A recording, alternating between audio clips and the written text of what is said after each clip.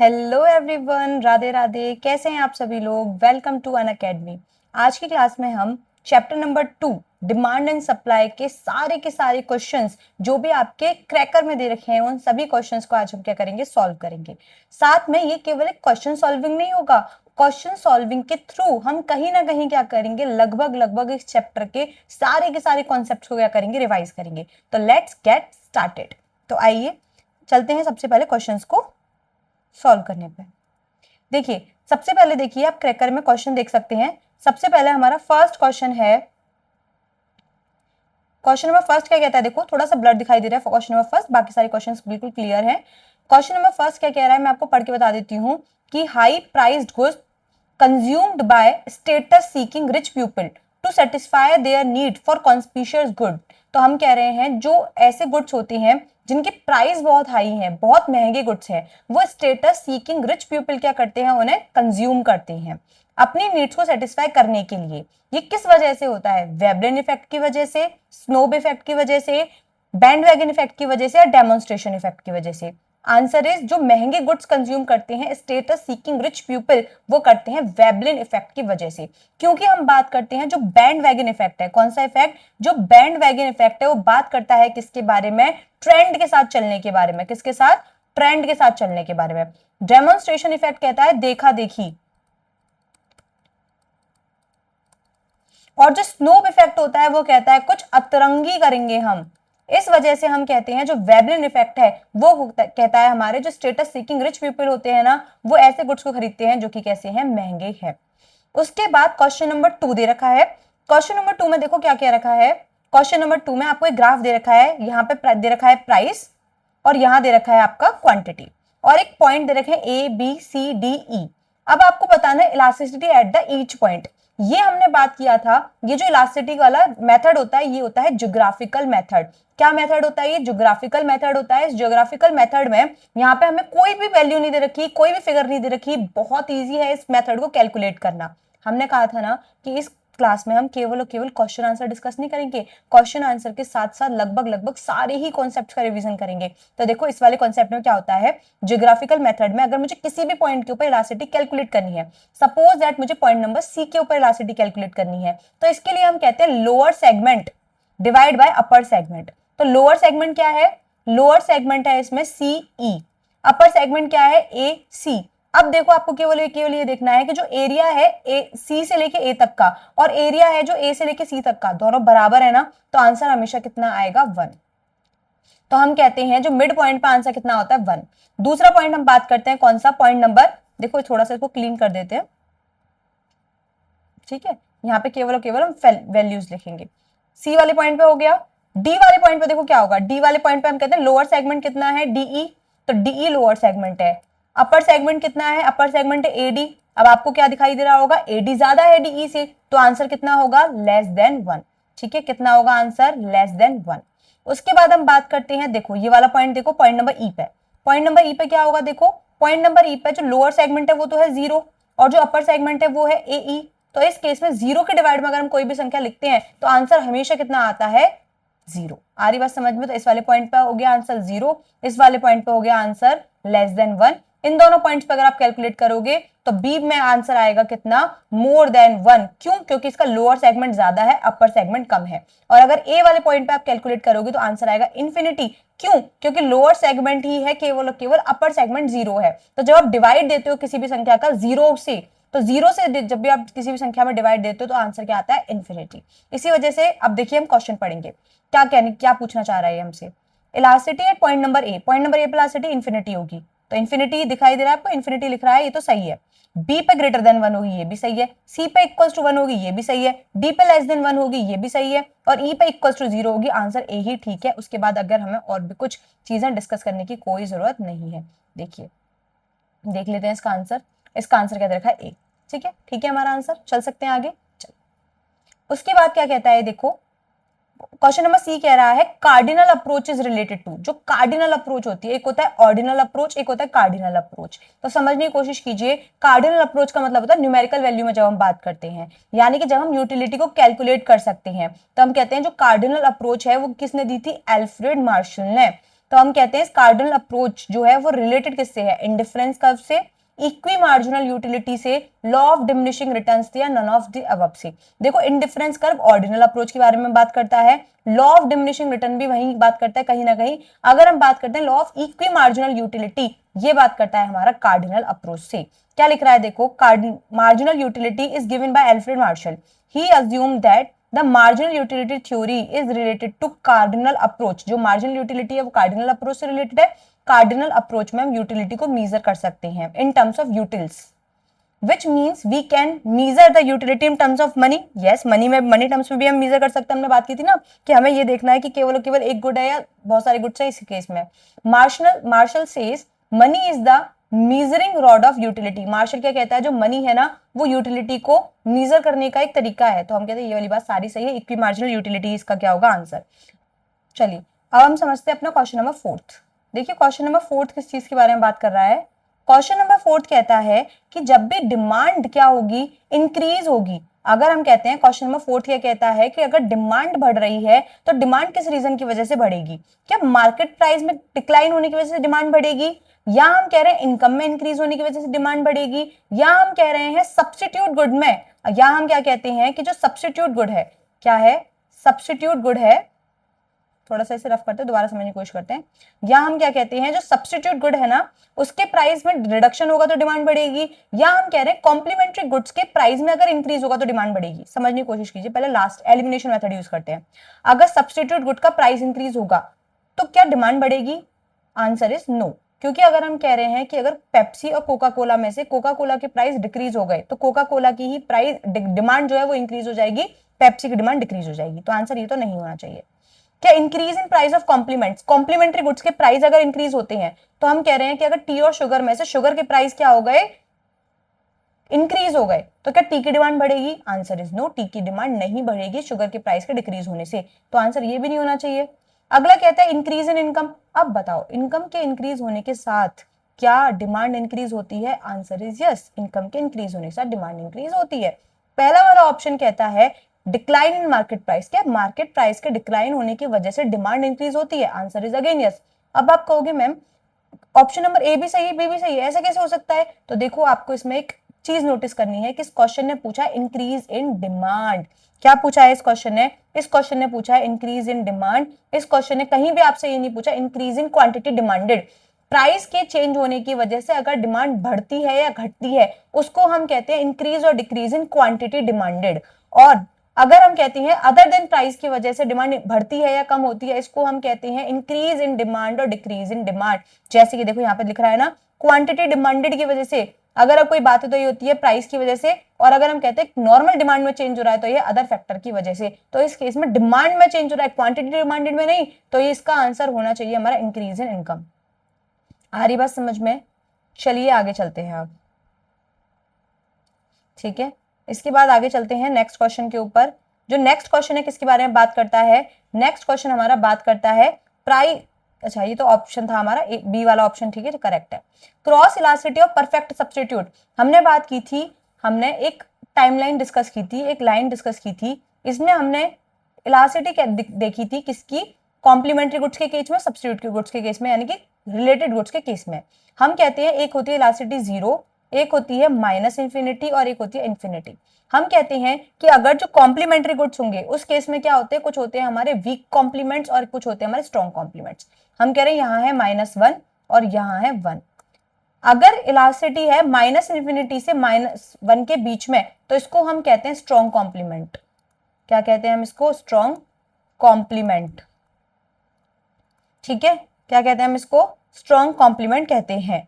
इसके बाद हम बात करते हैं कि अगर इलास्टिसिटी है -1 से 0 के बीच में तो इसको हम कहते हैं वीक कॉम्प्लीमेंट। अगर इलास्टिसिटी है 0 से 1 के बीच में तो इसको हम कहते हैं वीक सब्स्टिट्यूट।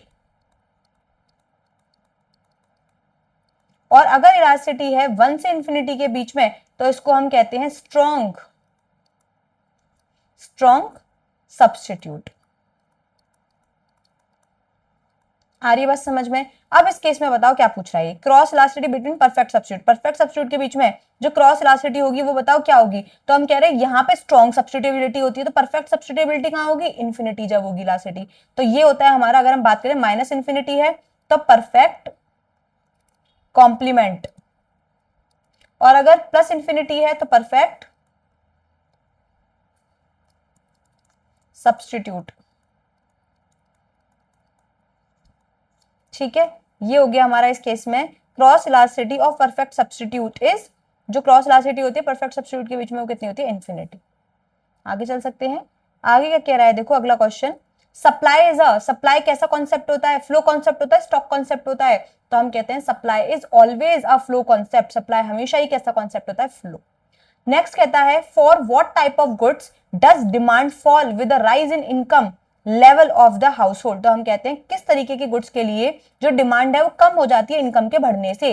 तो हमने ऊपर बात की थी कि इनकम के बढ़ने से डिमांड बढ़ती है, क्या कुछ ऐसे गुड्स भी होते हैं जिनके केस में इनकम के इंक्रीज होने से डिमांड डिक्रीज होती है, आंसर इज यस। हमने बात की थी एक एंजल्स कर्व के बारे में बात की थी, एंजल्स कर्व रिप्रेजेंट करता है डिमांड और इनकम के बीच का रिलेशन। हमने कहा 3 तरीके के गुड्स होते हैं, एक गुड्स ऐसे होते हैं जो कि कैसे नेचर के होते हैं, नेसेसरी, जो नेसेसरी नेचर के गुड्स होते हैं उनकी डिमांड चेंज नहीं होती, तो उनका ग्राफ कैसा होता है, parallel to the Y axis.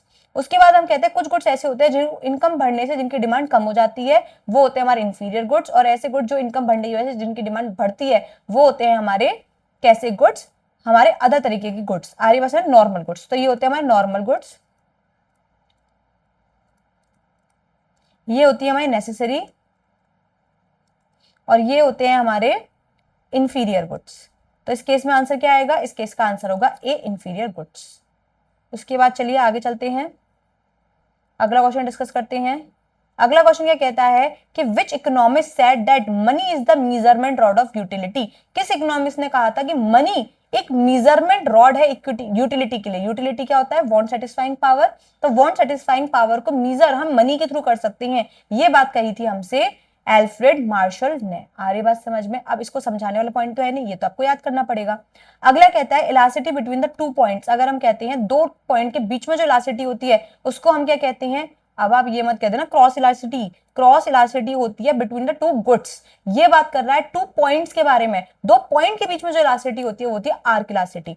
क्यों, हमें इसके कहते हैं मिड पॉइंट मेथड, 2 पॉइंट्स के बीच की इलास्टिसिटी। तो बिटवीन द 2 पॉइंट्स जो इलास्टिसिटी वो कैसी होती है, आर्क इलास्टिसिटी। दूसरा नाम होता है इसका मिड पॉइंट मेथड। क्या होता है इसका दूसरा नाम, मिड पॉइंट मेथड। क्या होता है इसका दूसरा नाम, इसका दूसरा नाम होता है मिड पॉइंट मेथड। ठीक है, चल सकते हैं आगे। आगे क्या कहता है देखो, ये नेक्स्ट क्वेश्चन पे चलते हैं। An indifference curve is L shape then 2 goods will be. हमने बात की थी इंडिफरेंस कर्व कैसा होता है, जनरली जो इंडिफरेंस कर्व होता है कैसा होता है, indifference curve convex to the origin होता है। आ रही बात समझ में, due to the diminishing MRS. पर हम कहते हैं जो इंडिफरेंस कर्व है वो एल शेप हो जाएगा। कब होगा इंडिफरेंस कर्व एल शेप, जब गुड्स होंगे कॉम्प्लीमेंट्री गुड्स। कॉम्प्लीमेंट्री गुड्स के केस में इंडिफरेंस कर्व होता है एल शेप। क्यों होता है इंडिफरेंस कर्व एल शेप, क्योंकि हम कहते हैं कि ये है हमारे गुड्स। ठीक है, आ रही बात समझ में।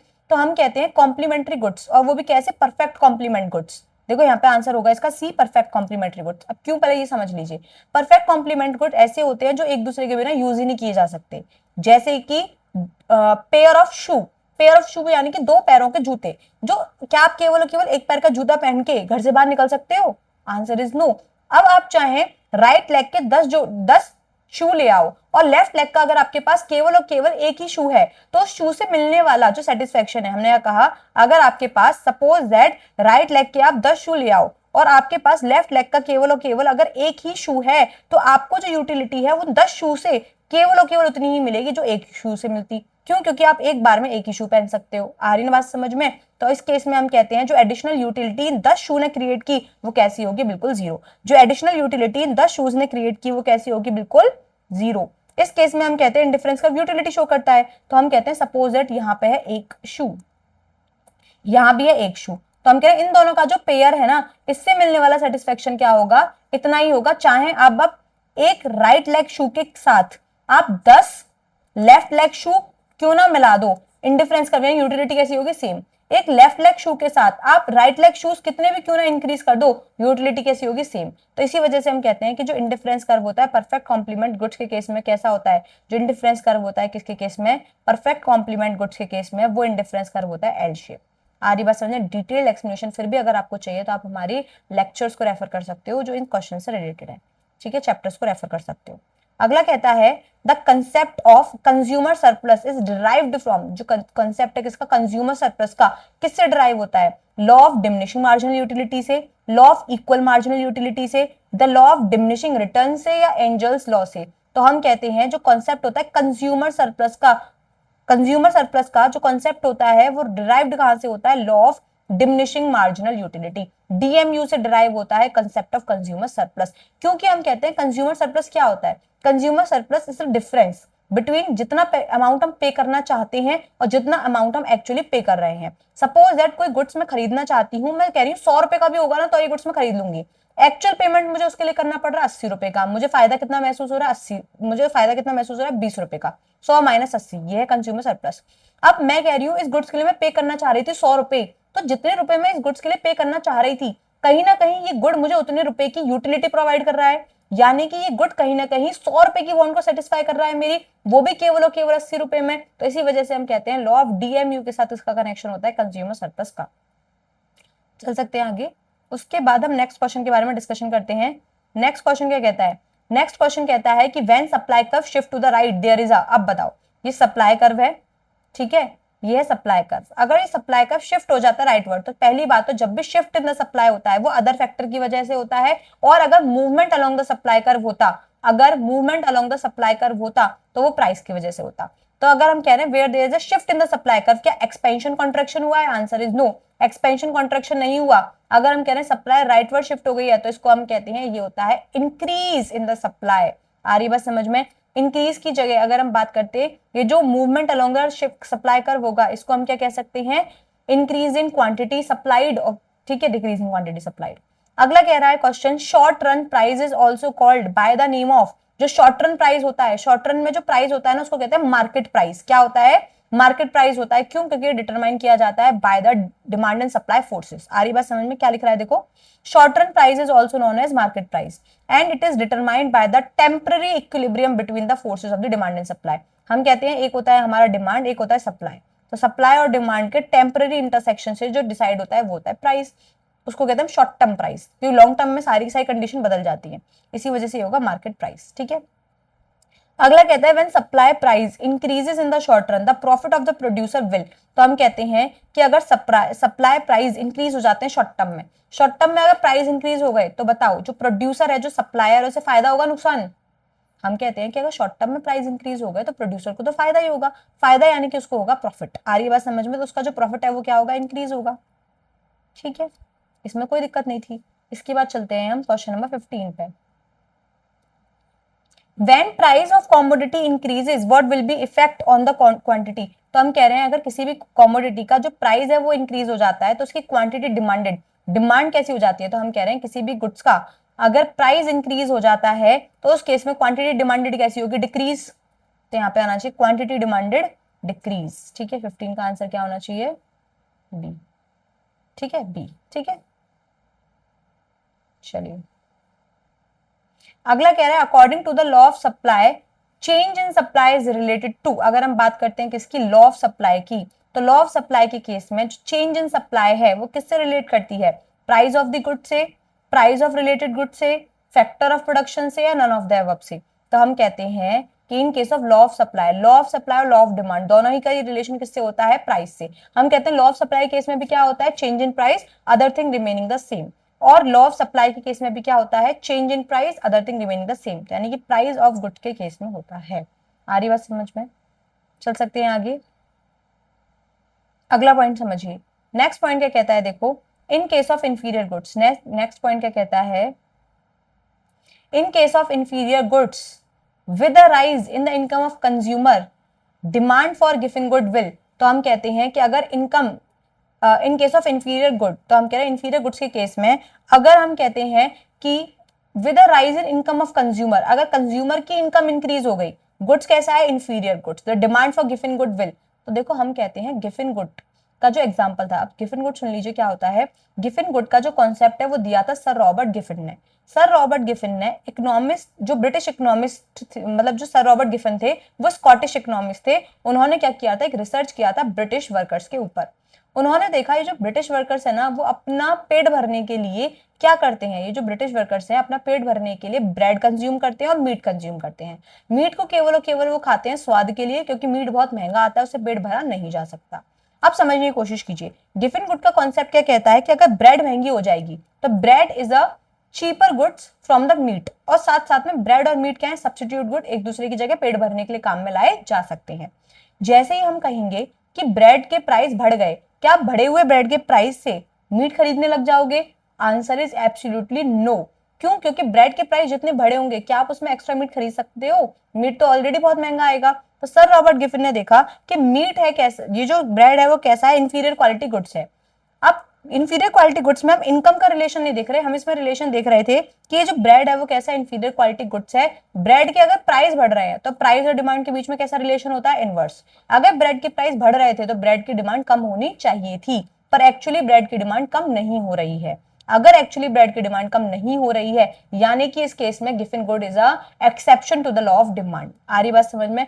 पर गिफिन गुड हम कहते हैं all Giffen goods are inferior goods, होता गिफिन गुड इंफीरियर गुड्स ही है। तो अगर इनकम बढ़ेगी तो इनकम और इंफीरियर गुड्स के बीच में कैसा रिलेशन होता है, इनवर्स रिलेशन होता है। इनकम बढ़ेगी तो इंफीरियर गुड्स की डिमांड डिक्रीज होगी। तो जब इनकम बढ़ रही है और हम गिफिन गुड्स के बारे में बात करें तो Giffen goods is also inferior good, तो इनकम के बढ़ने से गिफिन गुड्स की डिमांड कम होगी। प्राइस की बात अगेन यहाँ पे नहीं हो रही, अगर प्राइस बढ़ता है तो गिफिन गुड्स की डिमांड बढ़ती, पर अगर इनकम बढ़ रही है तो गिफिन गुड की डिमांड कम हो जाएगी, यानी कि गिफिन गुड की डिमांड डिक्रीज। ठीक है, आ रही बात समझ में? यहां तक आपको किसी को कोई परेशानी? ठीक है, चलें आगे। आगे क्या कहता है देखो कि in case of necessaries consumer surpluses, तो हम कहते हैं नेसेसरीज के केस में कंज्यूमर सरप्लस कितना होगा। तो एक बार समझने की कोशिश कीजिए, जो नेसेसरी गुड्स है, सपोज दैट कोई पर्सन है जिसको कोई बहुत तगड़ी बीमारी है, उसके लिए नेसेसरी क्या है, उस बीमारी की दवाइयां। तो हम कह रहे हैं ये दवाइयां, ये मेडिसिन कितनी भी महंगी क्यों ना हो जाए, ये जो पर्सन है वो कहीं ना कहीं मेडिसिन को खरीदेगा ही खरीदेगा।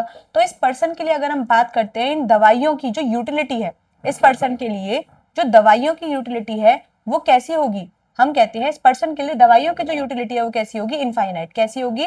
इनफाइनाइट यूटिलिटी होगी इस पर्सन के लिए इन दवाइयों की। तो इस केस में हम कहते हैं जब यूटिलिटी इनफाइनाइट है तो कहीं ना कहीं ये जो पर्सन है वो इन दवाइयों के लिए इनफाइनाइट पैसा देने के लिए भी तैयार होगा, क्योंकि उसे पता है मैं कहीं ना कहीं दवाइयों के बल पे ही चलूंगा। आ रही बात समझ में? तो इस केस में हम कहते हैं कि नेसेसरी गुड्स के केस में जब आप पैसा कितना भी देना चाहते हो तो कहीं ना कहीं जितना पैसा आप विलिंग टू पे हो और जितना पैसा आप एक्चुअली दे रहे हो उसके बीच में बहुत तगड़ा गैप होता है, और ये गैप होता है कैसा, इनफाइनाइट गैप होता है। ठीक है, नेक्स्ट कहता है कि when the price of a commodity rises from ₹200 to 300, अगर कभी भी किसी कॉमोडिटी की जो प्राइस है वो 200 से बढ़ के 300 हो जाते हैं और क्वांटिटी सप्लाई इंक्रीज हो जाती है 2000 से 5000, प्राइस कितने से बढ़ रहे हैं, 200 से बढ़ के 300 हो रहे हैं, और क्वांटिटी जो सप्लाई कर रहे हैं वो 2000 से बढ़ा के 5000 हो रही है। Find the elasticity of the supply, तो इस केस में आपको सप्लाई की इलास्टिसिटी को क्या करना है, कैलकुलेट करना है। बड़ा इजी क्वेश्चन है, चलो जल्दी जल्दी कैलकुलेट करते हैं। हम कह रहे हैं प्राइस कितने बढ़े हैं, एक बनाएगा प्राइस, एक बनाएगा क्वांटिटी, 200 प्राइस है, 300 प्राइस है, और जो क्वांटिटी है वो कितनी है, क्वांटिटी है हमारी 2000 और 5000, सप्लाई की बात हो रही है। तो इस केस में हम कहते हैं delta Q divide by delta P multiply by P divide by Q. हम इस तरीके से लिखेंगे, अपने तरीके से लिखेंगे। डेल्टा क्यू कितना है, डेल्टा क्यू है 3000 डिवाइड बाय डेल्टा पी कितना है 100 मल्टीप्लाई बाय पी कितना है 200 और डिवाइड बाय क्यू कितना है 2000। ये पी और क्यू कौन सा होता है, ओरिजिनल। इसको कट किया यहाँ से 10 टाइम्स और 1 2 और 3, आंसर कितना आएगा 3 इज द आंसर। देखो ये रहा 3 is the answer, answer is 3। ठीक है, बहुत इजी क्वेश्चन है, न्यूमेरिकल करने में ना मजा आता है, और इस चैप्टर में सबसे ज्यादा न्यूमेरिकल आपको करने के लिए मिलेंगे इलास्टिसिटी वगैरह से रिलेटेड। आगे अगर आप देखोगे बाकी चैप्टर्स में, अगर आप देखोगे प्रोडक्शन और कॉस्ट में एज सच आपको बहुत ज्यादा न्यूमेरिकल, प्रोडक्शन कॉस्ट में न्यूमेरिकल नहीं है, मार्केट वाले चैप्टर में अगेन आपको न्यूमेरिकल नहीं मिलेंगे, बिजनेस साइकिल में भी न्यूमेरिकल नहीं मिलेंगे। फिर जो न्यूमेरिकल आपको मिलते हैं वो मिलते हैं आपको नेशनल इनकम में भर के न्यूमेरिकल मिलेंगे। उसके बाद न्यूमेरिकल मिलेंगे आपको मनी मार्केट में, मनी मार्केट में भी अच्छे खासे न्यूमेरिकल मिलेंगे। तो ये 3-4 चैप्टर्स ही ऐसे हैं जिसमें आपको न्यूमेरिकल मिलते हैं। तो जो भी चैप्टर न्यूमेरिकल वाला होता है ना, उसको तो आपको बिल्कुल भी नहीं छोड़ना है चॉइस के लिए। वहां तो आपको सोचना है मुझे 100 मार्क्स यहीं पे लेके आने हैं, और हमारे सीए फाउंडेशन का इकोनॉमिक्स का जो एग्जाम होता है बहुत ज्यादा सच इतना टफ नहीं आता। आप चाहो ना तो इजीली स्कोर कर सकते हो कितने 75 to 80 मार्क्स।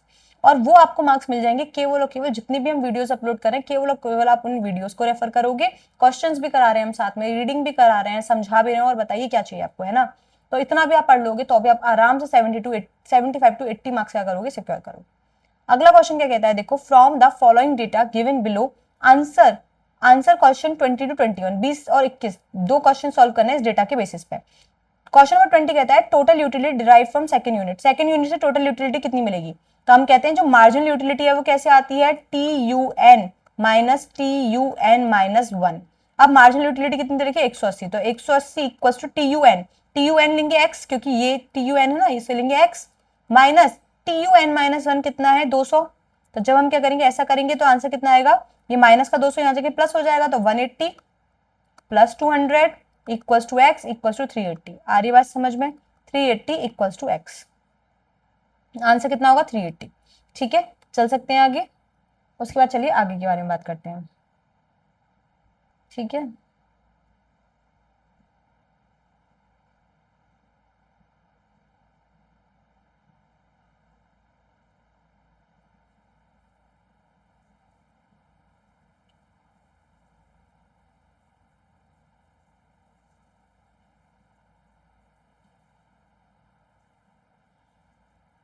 ठीक है,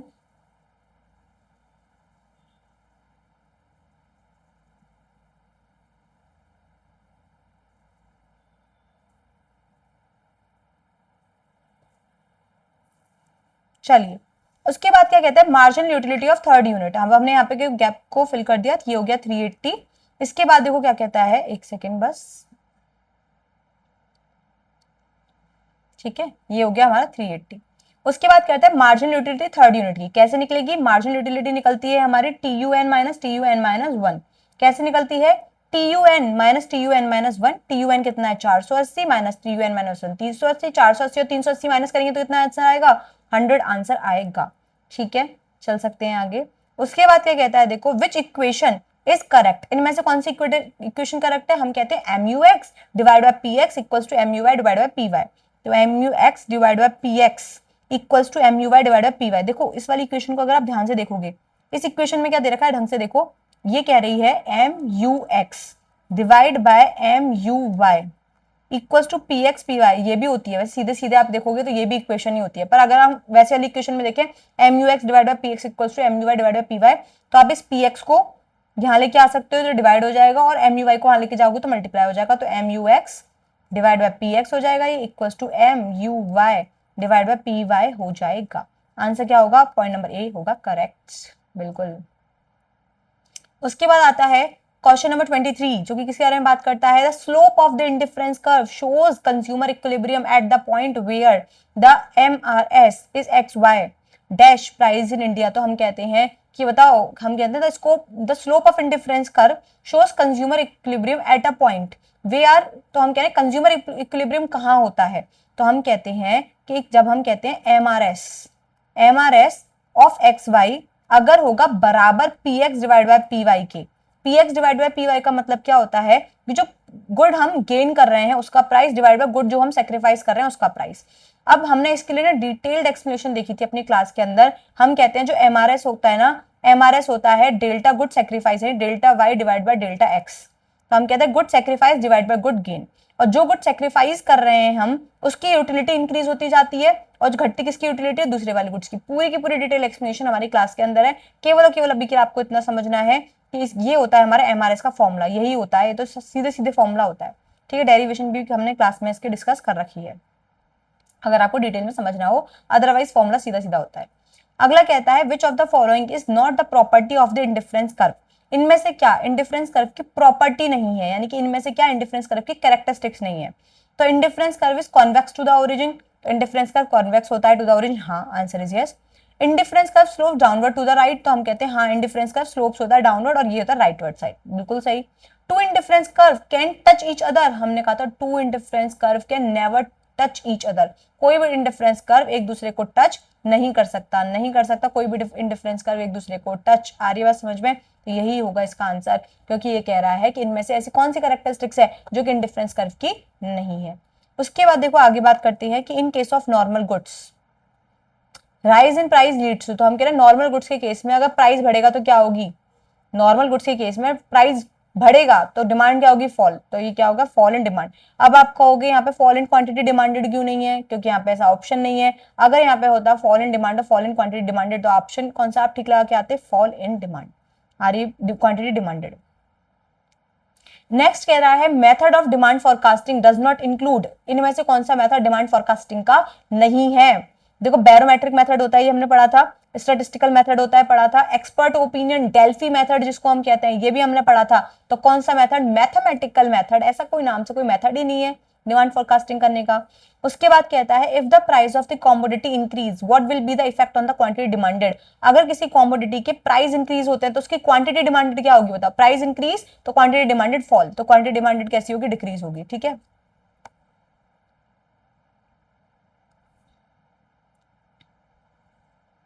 ठीक है, क्वांटिटी डिमांडेड डिक्रीज।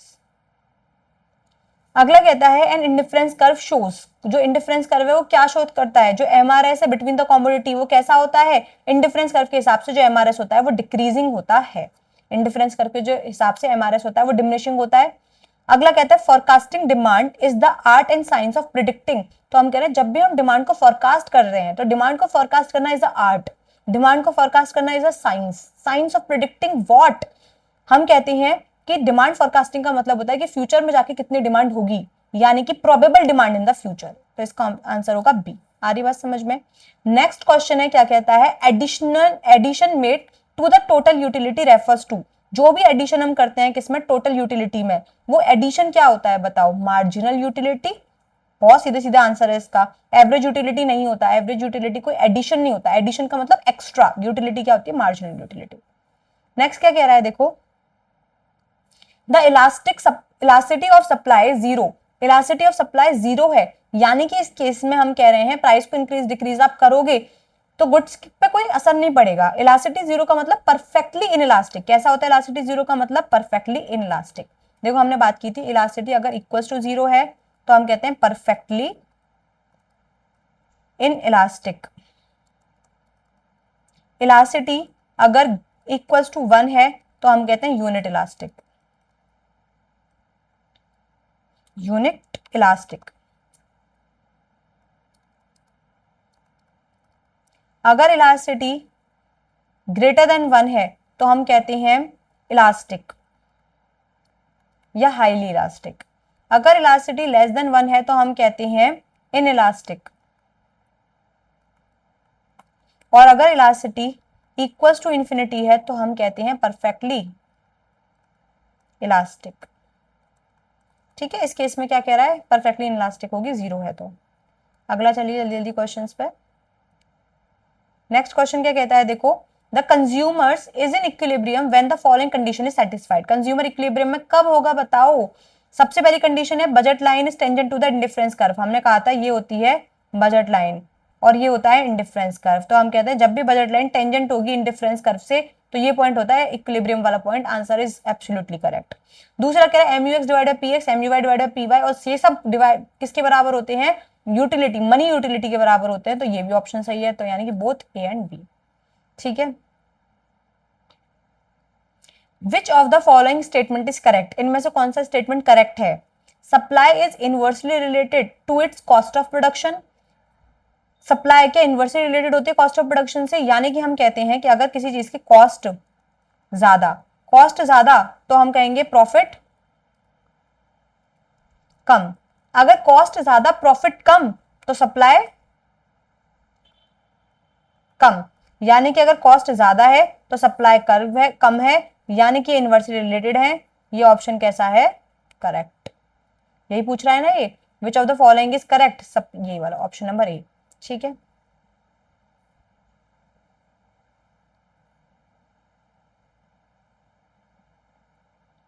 अगला कह रहा है when the supply of a product is perfectly inelastic, अगर किसी प्रोडक्ट की सप्लाई कैसे परफेक्टली इनइलास्टिक, चेंज ही नहीं होती, then the curve will be, तो कर्व जो है वो कैसा होगा, पैरेलल टू वाई एक्सिस होगा, पैरेलल टू एक्स एक्सिस होगा, at the angle of the 45 degree होगा, स्लोपिंग अपवर्ड होगा। तो हम कह रहे हैं इन इलास्टिक है। परफेक्ट इलास्टिक का मतलब सब इलास्टिटी है जीरो। तो अगर इलास्टिटी है जीरो तो उसका जो सप्लाई कर्व है वो कैसा होगा, कुछ इस तरीके का होगा, कुछ इस तरीके का होगा इन द सेंस ये जो है वो कैसा है, parallel to the Y axis. तो आंसर क्या होगा, A, parallel to the Y axis. ठीक है, हमने बात की थी ऐसी। ठीक है, चल सकते हैं आगे। और आप चाहो तो हम इसके बारे में और भी आपको सारे कर्व बता देते हैं इलास्टिटी के। ठीक है, सारे के सारे कर्व बता देती हूँ मैं इलास्टिटी वाले। देखो जल्दी जल्दी बताती हूँ आपको सारे कर्व, और बहुत इजी तरीके से जो आपको बिल्कुल याद रहेंगे। देखो हमने क्या कहा कि जब भी सप्लाई कैसी है, इलास्टिटी कैसी है, जीरो, तो कर्व कुछ इस तरीके से बनता है। अगर हम बात करें इलास्टिटी अगर मुझे लेनी है लेस देन 1, कैसी लेनी है, लेस देन 1। अगर इलास्टिटी लेनी है लेस देन 1, ये जीरो है ना, जीरो अगर मैं बात करूं तो इधर से स्टार्ट हो जाएगी लेस देन 1 की इलास्टिटी। एक सेकेंड,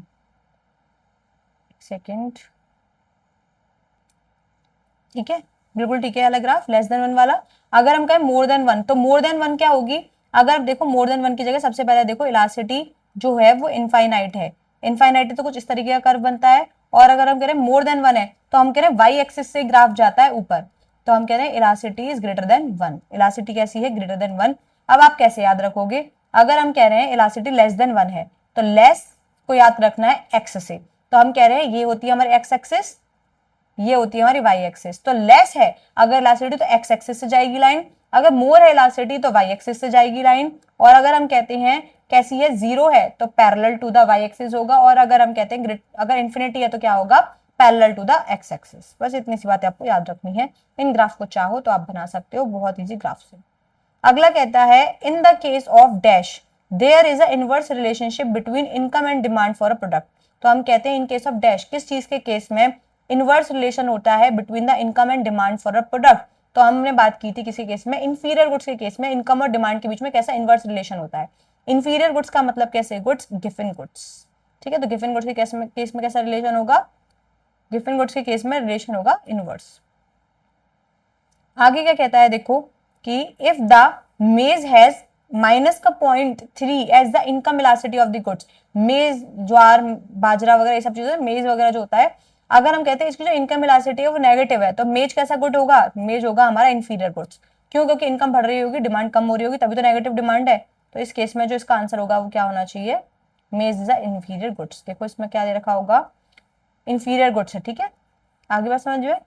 अगला ये कह रहा है देखो if the price decreases from 80 to 60, अगर प्राइस 80 से 60 हो जाते हैं and elasticity is 1.25 then demand increases by 25%। अच्छा, तुम्हें बताना है केवल और केवल कि प्राइस कितने से बढ़े हैं, प्राइस 80 से हो गए 60, तो प्राइस जब 80 से 60 हुए तो प्राइस में कितना अंतर आया, 25% का। तो हम कहते हैं percentage change in quantity demanded divide by percentage change in price equals to, ये जो इलास्टिटी है वो कितने, 1.25 दिखाई दे रहा है आप सभी को, 1.25। अब केवल केवल क्या देखना है, 1.25 इक्वल्स टू, ये तो ले लेंगे x, नीचे ले लेंगे 25% और 25 का मल्टीप्लाई इससे कर देंगे। तो हम कह रहे हैं डिमांड इंक्रीज बाय, अगर आप देखें तो इसका आंसर क्या आएगा, इसका आंसर आएगा जब हम 25 का मल्टीप्लाई करेंगे 1.25 से तो आंसर आएगा 31.25। तो आंसर होना चाहिए 31.25। तो 31.25 से बताओ प्राइस अगर रिड्यूस हुए हैं तो डिमांड इंक्रीज होनी चाहिए, तो डिमांड इंक्रीज होनी चाहिए 31.25 से। ऐसा कोई इसमें ऑप्शन नहीं है, इसलिए आंसर। ठीक है, अब चलते हैं हम नेक्स्ट क्वेश्चन के ऊपर। चलिए कहाँ थे हम, एक सेकेंड, हाँ यहाँ पे थे हम, क्वेश्चन नंबर 37 पे थे। क्वेश्चन नंबर 37 में देखो क्या लिख रहा है, 38 में क्या लिख रहा है, 37 हो गया ना, इसका आंसर क्या होगा, देखो ऐसा कोई ऑप्शन नहीं है तो इसका आंसर होगा नन ऑफ द एबव। उसके बाद चलते हैं हम क्वेश्चन नंबर 38 पे। क्वेश्चन नंबर 38 क्या कहता है कि which of the following is or are the condition of theory of consumer surplus if the price for all the units he purchased is same. तो हम कह रहे हैं जितनी भी यूनिट कोई भी पर्सन परचेज कर रहा है तो इस केस में बताओ अगर प्राइस सेम है, जितनी भी यूनिट वो परचेज कर रहा है उनकी, तो कंज्यूमर सरप्लस की कंडीशन क्या होगी, the consumer gain extra utility or surplus. तो हम कह रहे हैं which of the following is or are condition of the theory of consumer surplus. हाँ, हम कह रहे जितनी ज्यादा यूनिट वो क्या करेगा, परचेज करेगा, उतना ज्यादा उसको सेटिस्फेक्शन एक्स्ट्रा मिलता जाएगा। कंज्यूमर फॉर, अब देखो क्या कहने की कोशिश कर रहा है, हम कह रहे हैं कि सपोज दैट एक कॉमोडिटी थी, सपोज दैट था किंडर जॉय, ठीक है। किंडर जॉय के रुपए मेरे हिसाब से जो प्राइस है वो कितने होने चाहिए थे, 80 रुपीज का होना चाहिए था। एक्चुअली किंडर जॉय था कितने का, 30 रुपीज का। पहले यूनिट जब मैंने किंडर जॉय खरीदी तो मुझे कंज्यूमर सरप्लस मिला 50 रुपए का। दूसरी यूनिट जब मैंने खरीदी, प्राइस तो 30 रुपए का ही है, अब कंज्यूमर सरप्लस से मिलने वाला सेटिस्फेक्शन मुझे कितना हो गया, कम। तो अब मैं कह रही हूँ कि कंज्यूमर सरप्लस, अगर मैं कह रही हूँ कि मुझे पहले लगता था 80 रुपए में खरीदूंगी, अब 80 की जगह मुझे लग रहा है कि यार 60 रुपए का होगा तो ही खरीदूंगी, और मिल रहा है 30 रुपए का, तो कंज्यूमर सरप्लस 30 रुपए का। तीसरी यूनिट में अब मुझे पता चल गया कि भाई 30 की ही चीज है, तो कहीं ना कहीं 30 रुपए के सामान से मुझे 30 रुपए का ही सेटिस्फेक्शन मिलेगा। जैसे ही मैंने 3 यूनिट कंज्यूम कर ली, फोर्थ यूनिट से अगर मैं बात करूं, फोर्थ यूनिट तो अब मैं परचेज ही नहीं करूंगी, क्यों, क्योंकि अब मैं कह रही हूँ प्राइस बराबर हो गई किसके, यूटिलिटी के। जैसे प्राइस और यूटिलिटी क्या हो जाएगी, बराबर। अच्छा, ये कंज्यूमर सरप्लस क्या हो जाएगा, कंज्यूमर सरप्लस हो जाएगा यहाँ पे 0। हम कह रहे हैं 30 रुपए का सामान 30 रुपए का ही तो खरीदेंगे हम। मुझे ऐसा लग रहा है कि इस कॉमोडिटी से मिलने वाला सेटिस्फेक्शन 30 रुपए का है, कॉमोडिटी भी 30 रुपए की मिल रही है, कंज्यूमर सरप्लस 0। तो लास्ट यूनिट से कंज्यूमर सरप्लस कैसा होता है, 0, ये भी सही है। और जब तक हमारा कंज्यूमर सरप्लस पॉजिटिव है तब तक क्या होगा, एक्स्ट्रा कंज्यूमर सरप्लस मिलता रहेगा। बोथ होना चाहिए इसका आंसर, ठीक है। अब चलते हैं नेक्स्ट क्वेश्चन के ऊपर, ये क्वेश्चन नंबर 38 था।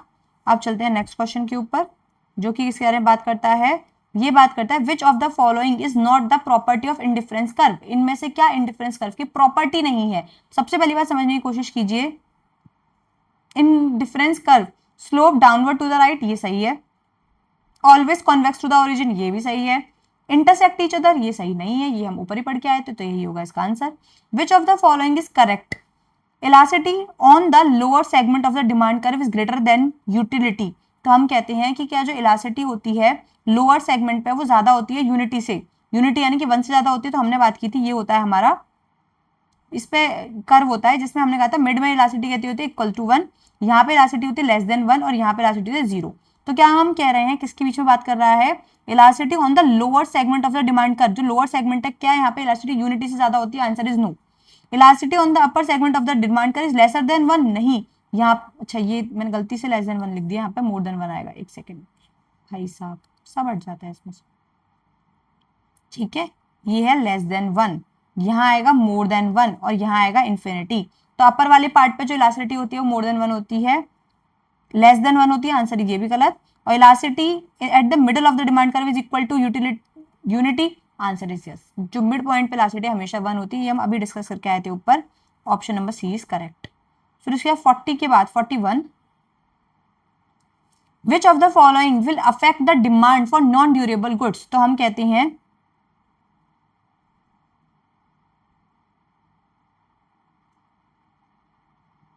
ठीक है, इसके बाद क्या कह रहा है, देखो विच of the following will affect the demand for non durable goods. इनमें से क्या नॉन ड्यूरेबल गुड्स की डिमांड को अफेक्ट करता है, ठीक है। क्या इफेक्ट करता है नॉन ड्यूरेबल गुड्स की डिमांड को, डिस्पोजेबल इनकम, हाँ नॉन ड्यूरेबल गुड्स की डिमांड को डिस्पोजेबल इनकम भी इफेक्ट करती है, प्राइस भी इफेक्ट करता है, डेमोग्राफी भी इफेक्ट करती है। तो हम कहेंगे ऑल ऑफ द अबव कहीं ना कहीं डिमांड को इफेक्ट करते हैं, ठीक है। अगला क्वेश्चन देखो क्या कह रहा है, अगला क्वेश्चन कहता है कि When the price of tea decreases, जब price of tea के प्राइस कम हो जाएंगे, pupil reduce consumption of the coffee, हाँ। तो then the goods are, कैसे गुड्स हैं, अगर हम कह रहे हैं टी के प्राइस कम होने से कॉफी वाले कस्टमर टी पे मूव कर गए, तो गुड्स कैसे हुए, सब्स्टिट्यूट, ठीक है, सब्स्टिट्यूट गुड्स हो गए। इजी था क्वेश्चन। अगला क्वेश्चन क्या कह रहा है, देखो विच of the following relation is true with MU. तो हम कह रहे हैं एमयू के साथ कौन सा रिलेशन क्या है, true. MU is positive, total utility rise at a diminishing rate. तो हम कहते हैं कि देखो समझने की कोशिश करो, MU और TU के बीच का रिलेशन, हम कहते हैं जब MU क्या होगा, राइज होगा, तो TU जो है वो राइज होगा इंक्रीजिंग रेट से। जब MU फॉल करेगा, TU राइज होगा डिक्रीजिंग रेट से, ठीक है। तीसरा हम कहते हैं कि जब MU क्या होगा, MU होगा 0, TU होगा मैक्सिमम, और जब हम कहते हैं MU होगा नेगेटिव, MU कैसा होगा, नेगेटिव, तो TU क्या होगा, डिक्रीज होगा।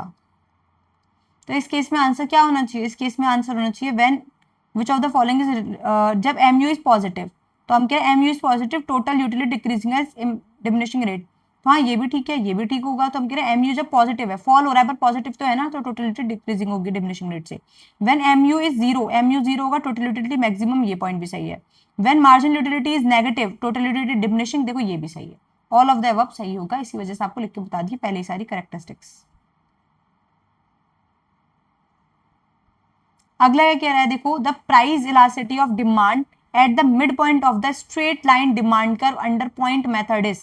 तो प्राइस इलास्टिसिटी की बात कर रहा है, किसके, डिमांड की प्राइस इलास्टिसिटी की बात at the mid point of the straight line. क्या होती है मिड पॉइंट पे इलास्टिसिटी, बताओ, हमेशा मिड पॉइंट पे इलास्टिसिटी इक्वल्स टू 1 होती है, अभी डिस्कस किया था। Contraction of the supply implies, तो हम कहते हैं जो कॉन्ट्रैक्शन है ना सप्लाई का, उसका मतलब क्या है, decrease in cost of production. Expansion contraction किसकी वजह से होता है, प्राइस की वजह से, तो प्राइस में आएगा। कॉन्ट्रैक्शन हो रहा है तो decrease in price of the goods concern, B होना चाहिए इसका आंसर।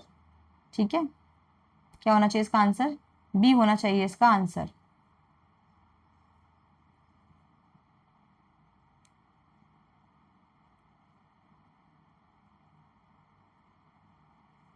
चलिए अब चलते हैं आगे।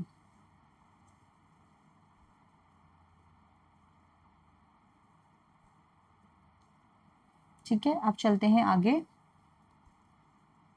ठीक है, अगला क्या कह रहा है, देखो पेरिशेबल कमोडिटी विल हैव, जो पेरिशेबल कमोडिटी होती है उसकी परफेक्टली इलास्टिक कर्व होता है, परफेक्टली इनलास्टिक कर्व होता है, इलास्टिक कर्व होता है, इनइलास्टिक। तो हम कह रहे हैं जो परफेक्ट, जो पेरिशेबल गुड्स होते हैं ना, उनका जो सप्लाई कर्व होता है परफेक्टली इनलास्टिक है। क्यों, क्योंकि हम कह रहे हैं कि अगर सपोज प्राइस कम हो गए, प्राइस कम हो गए, तो जो पेरिशेबल गुड्स है जैसे फ्रूट्स और वेजिटेबल, क्या हम उसको स्टोर करके रख लें कि आज प्राइस कम हो गए, आज इन्हें सप्लाई कम करते हैं, फ्यूचर में जाके इनकी सप्लाई बढ़ाएंगे, answer is no.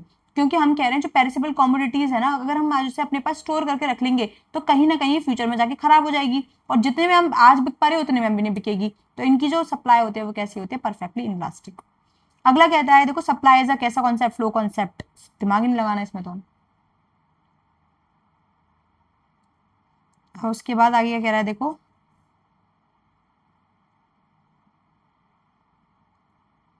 Total utility is also known as, जो टोटल यूटिलिटी है उसका क्या कहते हैं हम, टोटल सटाइटी। सटाइटी का मतलब भी होता है जो सेटिस्फाइबल जो होती है ना, हम कहते हैं कि all wants are satiable, all wants are satiable का मतलब हर वांट को आप सेटिस्फाई कर सकते हो। तो सेटिस्फेक्शन और यूटिलिटी एक ही बात होता है, तो total utility is total satiety. ठीक है, उसके बाद हम कहते हैं vertical supply curve parallel to Y axis. अगर कोई वर्टिकल सप्लाई कर्व है और कैसा है, parallel to the Y axis है, तो हम कह रहे हैं implies the elasticity of supply. तो हम कह रहे हैं कि अगर कोई वर्टिकल सप्लाई कर्व है parallel to the Y axis है, सप्लाई कैसी होगी, सप्लाई की जो इलास्टिसिटी है वो कैसी होगी, जीरो। उसके बाद हम बात करते हैं किसकी, 49 के बाद 50th क्वेश्चन की बात करते हैं हम। 50th क्वेश्चन कहता है budget line is also called, जो बजट लाइन होती है उसको हम प्राइस लाइन भी कहते हैं। ठीक है, बजट लाइन को हम क्या कहते हैं, अच्छा बजट लाइन को क्या कहते हैं, प्राइस लाइन कहते हैं, आइसो कॉस्ट लाइन कहते हैं, मतलब क्या कहते हैं, प्राइस लाइन ही कहते हैं। आइसो कॉस्ट लाइन तो कॉस्ट में पढ़ते हैं ना। ठीक है, उसके बाद देखो क्या कहता है, the quantity supplied of a good or services is the amount that, हम कह रहे हैं जो क्वांटिटी सप्लाइड है ना गुड्स और सर्विसेज की, वो कौन सी अमाउंट होती है, is the amount that as actually brought during a given period of time at a given price. और हम कह रहे हैं producer wish they could sell at a higher price, और producer plan to sell during a given period of time at a given price. तो हम यही कहते हैं कि जो क्वांटिटी सप्लाइड होती है उसका मतलब क्या है, जो प्रोड्यूसर बेचना चाह रहे हैं गिवन पीरियड ऑफ टाइम में, गिवन प्राइस में, तीनों भी चीज सेटिस्फाई होंगी तब वो क्या होती है, हमारी सप्लाई होती है। उसके बाद चलते हैं आगे, 51 वाला क्वेश्चन हो गया। 51 के बाद अब आगे चलते हैं, जल्दी जल्दी सारे क्वेश्चन को क्या करेंगे, खत्म करेंगे। 51 क्या, 52 आए डायरेक्टली। ठीक है, 52 क्या कह रहा है, देखो luxury goods have income elasticity, जो लग्जरी गुड्स है उनके केस में इनकम इलास्टिसिटी कैसी होगी, जितनी ज्यादा इनकम उतनी ज्यादा लग्जरी गुड्स की डिमांड, यानी कि पॉजिटिव होगी और साथ साथ में ग्रेटर देन 1 होगी। 53 क्या कह रहा है, देखो percentage change in quantity supplied is divided by dash to obtain the elasticity of the supply, percentage change in quantity supply divided by percentage change in price. तो चेंज इन प्राइस बी होना चाहिए answer. अगला कहता है if the price of the product is ₹20, अगर किसी भी product के जो प्राइस है वो 20 रुपए है, and if the price decreases by 5%, अगर प्राइस 5% से कम हो जाते हैं, as a result of which quantity demanded increases by 10%, जिसकी वजह से क्वांटिटी डिमांडेड 10% से बढ़ जाती है, फाइंड MR। तो आपको क्या करना है, मार्जिनल रेवेन्यू क्या करना है, फाइंड करना है। हम कह रहे हैं if the price of product is 20 per unit and if the price decreases by 5%, price 5% से डिक्रीज हो गए तो 20 का 5% कितना होगा, 5 to 10, यानी कि कहीं ना कहीं ₹1 होगा, यानी कि प्राइस कितना हो जाएगा, 19। As a result of which quantity demanded increase by 10%, जिसकी वजह से क्वांटिटी डिमांडेड क्या हो गई, इंक्रीज हो गए 10% से। पुरानी क्वांटिटी डिमांडेड है 10 यूनिट की, नई क्वांटिटी डिमांडेड हो गई 11 यूनिट की। आ रही बात समझ में? आपको क्या बताना है, find the MR, marginal revenue बताना है। तो पहले देखो कितने रुपए हम कमा रहे थे, पहले हम कमा रहे थे 20 रुपए में, हम 10 यूनिट बेच रहे थे तो हम 200 रुपए कमा रहे थे। अब हम कितने रुपए कमा रहे हैं, अब हम 11 रुपए में 19 यूनिट बेच रहे हैं। अब हम क्या कर रहे हैं, 11 रुपए में 19 यूनिट बेच रहे हैं। जल्दी जल्दी मल्टीप्लाई करके बताएं कि अगर हम 11 मल्टीप्लाई बाय 19 करेंगे तो आंसर कितना आएगा। ठीक है, तो 11 मल्टीप्लाई अगर हम 19 करते हैं तो आंसर आता है 209। तो पहले हम कमा रहे थे 200 रुपए, अब हम कमा रहे हैं 209 रुपए। 9 रुपए का होगा मार्जिनल रेवेन्यू। ठीक है, चल सकते हैं आगे। अगला क्या क्वेश्चन कहता है, देखो law of demand relates to, जो लॉ ऑफ डिमांड है वो केवल और केवल किससे रिलेट करता है, प्राइस ओनली से रिलेट करता है। आंसर क्या होना चाहिए इसका, प्राइस ओनली, प्राइस एंड, हाँ सही है, प्राइस से डिमांड रिलेट करता है और साथ साथ में हम कहते हैं price and quantity demanded of the good, हाँ क्वांटिटी डिमांडेड से रिलेट करता है, ये भी सही है। केवल प्राइस से, केवल क्वांटिटी डिमांडेड से रिलेट नहीं करता, प्राइस से भी और क्वांटिटी डिमांडेड से भी रिलेट करता है लॉ ऑफ डिमांड। ठीक है, ये बिल्कुल ठीक है आंसर। ठीक है, अगला क्वेश्चन देखो, अगला क्वेश्चन क्या कहता है, an indifference curve slopes down towards right since more of one commodity and of another commodity result in, तो हम कह रहे हैं जो इंडिफरेंस कर्व है वो स्लोप होता है डाउनवर्ड। क्यों? क्योंकि हम एक कमोडिटी की कंजम्पशन को बढ़ा रहे हैं, दूसरी कमोडिटी की कंजम्पशन को डिक्रीज कर रहे हैं। रिजल्ट इन, जो सेटिस्फेक्शन होगा वो कैसा होगा, सेम सेटिस्फेक्शन, क्योंकि हम बात करते हैं ये जो इंडिफरेंस कर्व है इस पर यूटिलिटी हमेशा क्या होती है, सेम। हम कहते हैं 1000 यूटिल्स मिलेंगे, चाहे आप किसी भी कॉम्बिनेशन में गुड्स और सर्विस हो या कर लो, परचेज कर लो, तो इसके हम कहते हैं same satisfaction for all unit. उसके बाद देखो क्या कहता है, इलास्टिसिटी फॉर हैबिचुअल गुड्स, जो हैबिचुअल गुड्स होते हैं, जैसे सपोज दैट कोई स्मोकर है तो उसके लिए हैबिचुअल गुड्स क्या है, स्मोकिंग करना, सिगरेट। तो जो हैबिचुअल गुड्स होते हैं इनके केस में जो इलास्टिसिटी होती है वो कैसी होती है, इलास्टिसिटी होती है इन इलास्टिक। यानी कि हम कह रहे हैं सिगरेट चाहे कितनी भी महंगी हो जाए, जो पर्सन हैबिचुअल है, जो स्मोकिंग करता ही करता है, वो तो सिगरेट पिएगा ही पिएगा। तो इन इलास्टिक क्या होती है इस केस में, इलास्टिक, इन इलास्टिक क्या होती है, इलास्टिसिटी होती है। अगला कहता है diminishing marginal returns for the first 4 unit of variable input is exhibited by, तो हम कह रहे हैं diminishing marginal return, marginal return के डिमिनिश होने के बारे में बात हो रही है। तो देखो टोटल प्रोडक्ट दे रखा है आपको, टोटल प्रोडक्ट दे रखा है, आपके निकालोगे मार्जिनल प्रोडक्ट। मार्जिनल प्रोडक्ट कैसे निकालोगे, पहले वाले केस में मार्जिनल प्रोडक्ट कितना आ रहा है 50, फिर मार्जिनल प्रोडक्ट 50, फिर मार्जिनल प्रोडक्ट 50, तो यहाँ तो डिमिनिश नहीं हो रही। दूसरे वाले में अगर हम कहें कि ये क्या है, टोटल प्रोडक्ट 50 50 50 50, मार्जिनल प्रोडक्ट तो क्या है, यहाँ भी डिमिनिश नहीं हो रहा, यानी यहाँ पे तो जीरो है ही। यहाँ पे अगर हम बात करते हैं सी वाले पॉइंट में तो क्या हो रहा है, पहले 50 के बाद आ रहा है 60, 60 के बाद कितना हो रहा है 40, 40 के बाद कितना हो रहा है एकदम से, अगर हम बात करते हैं तो कितना एकदम से कितना हो रहा है 110। तो यहाँ भी मार्जिनल प्रोडक्ट डिक्लाइन तो नहीं हो रहा, डिमिनिशिंग तो नहीं हो रहा।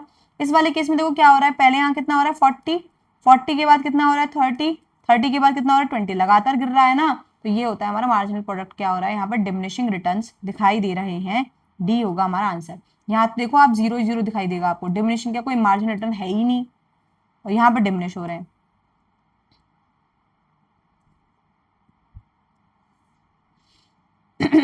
अगला क्वेश्चन कहता है demand forecasting by means of asking customer what they are going to buy comes under, तो हम कह रहे हैं अगर हम कस्टमर से डायरेक्टली पूछ लें कि आपको क्या परचेज करना है फ्यूचर में जाके, तो इसको हम कहते हैं सर्वे ऑफ बायर्स इंटेंशन। ये हमने पढ़ा था बहुत अच्छी तरीके से।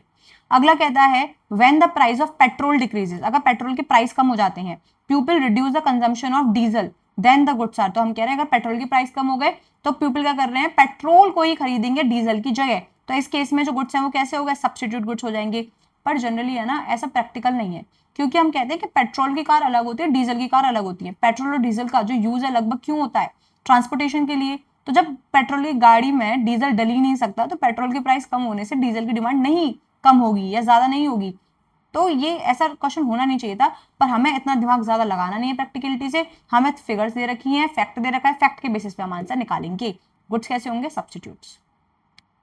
अगला कह रहा है when the price of apple is rupees 120 रुपए पर केजी, तो हम कह रहे हैं अगर एप्पल के प्राइस, अगर हम क्या कहते हैं कि अगर एप्पल के प्राइस इंक्रीज हो गए और कितने हो गए 120 रुपए पर केजी, इस केस में Ram buys 1 kg of apple at that price. Now if the other thing remaining the same but the price of apple falls to 90 per KG, now Ram buys 2 kg of apple is called the, अब बताओ क्या कह रहा है। पहले जो price थे वो कितने थे 120 रुपए किलो, अब कितने किलो खरीदे जाते थे, तब एप्पल खरीदे जाते थे 1 किलो, अब प्राइस हो गया 90 रुपए किलो, अब एप्पल कितने खरीदे जाते हैं 2 किलो। बताओ इसे हम क्या कहेंगे, expansion demand contraction increase decrease, expansion in the demand, क्यों, क्योंकि ये है movement along the demand curve, price की वजह से चेंज हुआ है ना, वैसे भी इसी वजह से। अगला क्वेश्चन कहता है क्वेश्चन नंबर 62। अच्छा क्वेश्चन नंबर 62 आपको दिखाई नहीं दे रहा होगा अभी, एक सेकेंड बस। क्वेश्चन नंबर 62 देखो क्या कह रहा है, क्वेश्चन नंबर 62 कह रहा है to know the base price and quantity which method of elasticity is used. तो हमें क्या करना है, अगर बेस प्राइस और बेस क्वांटिटी क्या करनी है, जाननी है, तो इस केस में हम कौन सा मेथड यूज करते हैं। तो देखो जब भी हमें बेस प्राइस या बेस क्वांटिटी नहीं पता होती, हमें नहीं पता कि किसी भी क्वेश्चन का स्टार्टिंग पॉइंट क्या है, तो इस केस में हम क्या करते हैं, जब भी हमें स्टार्टिंग पॉइंट नहीं होता पता होता, बेस प्राइस नहीं पता होता, इस केस में हम यूज करते हैं आर्क इलास्टिसिटी मेथड। कैसा इलास्टिसिटी मेथड यूज करते हैं हम इस केस में, आर्क इलास्टिसिटी मेथड, कहते हैं मिड पॉइंट मेथड, क्योंकि हमें पॉइंट ही नहीं पता कौन सा स्टार्टिंग पॉइंट है। ठीक है चलिए आगे। The price elasticity of demand for x is 1। तो हम कह रहे हैं जो पर्टिकुलर एक्स कॉमोडिटी है उसके लिए जो प्राइस इलास्टिसिटी है वो कितनी है 1, and average quantity demanded of x is 90। और हम कह रहे हैं प्राइस इलास्टिसिटी 1 है, एवरेज क्वांटिटी डिमांडेड 90 है। If the price of X decreases from 300 to 180 per unit, calculate the new quantity demanded for the X. तो हम कह रहे हैं अच्छा ठीक है, एवरेज क्वांटिटी डिमांडेड यदि, तो हमें आर्क इलास्टिसिटी मेथड से निकालने के लिए कह रहा है कहीं ना कहीं। ठीक है आ रही बात समझ में, देखो क्या कहने की कोशिश कर रहा है हमसे, आर्क इलास्टिसिटी से नहीं, अगर आर्क इलास्टिसिटी नहीं भी निकालेंगे तो भी निकल आएगा ये तो। ठीक है ये कह रहा है and the average quantity, average quantity ने एवरेज बोल दिया है, ये एवरेज नहीं है, ये ओल्ड क्वांटिटी दे रखी है हमें। ठीक है कहीं अगर एवरेज आ जाता है तो आप कैसे निकाल के आओगे, पता है ना आपको। चलो अब हम क्या करते हैं, यहाँ पे सॉल्व करते हैं इस क्वेश्चन को। क्या कह रहा है देखो, पी बनाएंगे क्यू बनाएंगे, प्राइस कितना दे रखा है, देखो प्राइस दे रखा है 300 और 180। उसके बाद देखो क्या दे रखा है, उसके बाद हमें दे रखी है ओल्ड जो कॉमोडिटी है वो कितनी दे रखी है 90, ये हमें निकालनी है केवल और केवल। हमें इलास्टिसिटी दे रखी है 1, तो 1 इलास्टिसिटी जो होगी वो क्या होगी डेल्टा क्यू। डेल्टा क्यू कितना है, अगर हम बात करें एक्स माइनस 90, एक्स माइनस 90 क्यों किया, 90 माइनस एक्स क्यों नहीं किया, क्योंकि अगर प्राइस कम हो रहा है तो डिमांड बढ़ेगी, इसी वजह से ये ज्यादा होगा ये कम। Divide by delta Q divide by delta P, delta P कितना आएगा 120, multiply by P original price कितना है 300, डिवाइड बाय ओरिजिनल क्वांटिटी है 90। ठीक है अगर हम इसको कट करते हैं देखो आंसर कितना आएगा, 3 1 3 3 3 9, तो आंसर कितना आएगा, ये है 1 equals to X minus 90 divide by 36। और अब हम क्या करेंगे, ठीक है इसको ऊपर कर देंगे, इसको करेंगे 36 और प्लस 90 इक्वल्स टू एक्स, तो ये आंसर आएगा 126 यूनिट, यानी कि आंसर कितना आ गया 126 आ गया। बहुत इजी क्वेश्चन था, 126 आ गया आंसर ये रहा। ठीक है अगला कह रहा है if the quantity supply changes substantially in response to small change in price of the goods then it is. तो हम कह रहे हैं कि अगर थोड़ा सा भी प्राइस के चेंज होने से क्वांटिटी सप्लाई चेंज हो गया तो बताओ क्या हुआ, ये कैसा हुआ, इसको हम कहेंगे रिलेटिवली ग्रेटर इलास्टिक या लेस इलास्टिक। तो हम कहेंगे थोड़ा सा भी प्राइस चेंज हुआ सप्लाई चेंज हो गई, तो बताओ ये क्या होगा, ये होगा ग्रेटर इलास्टिक। कैसा होगा ये, ग्रेटर इलास्टिक सप्लाई। ठीक है नेक्स्ट क्वेश्चन क्या कहता है देखो, if indifference curve is L shape means two goods will be, indifference curve L shape होता है, गुड्स होते हैं complementary, perfect complementary, answer is correct.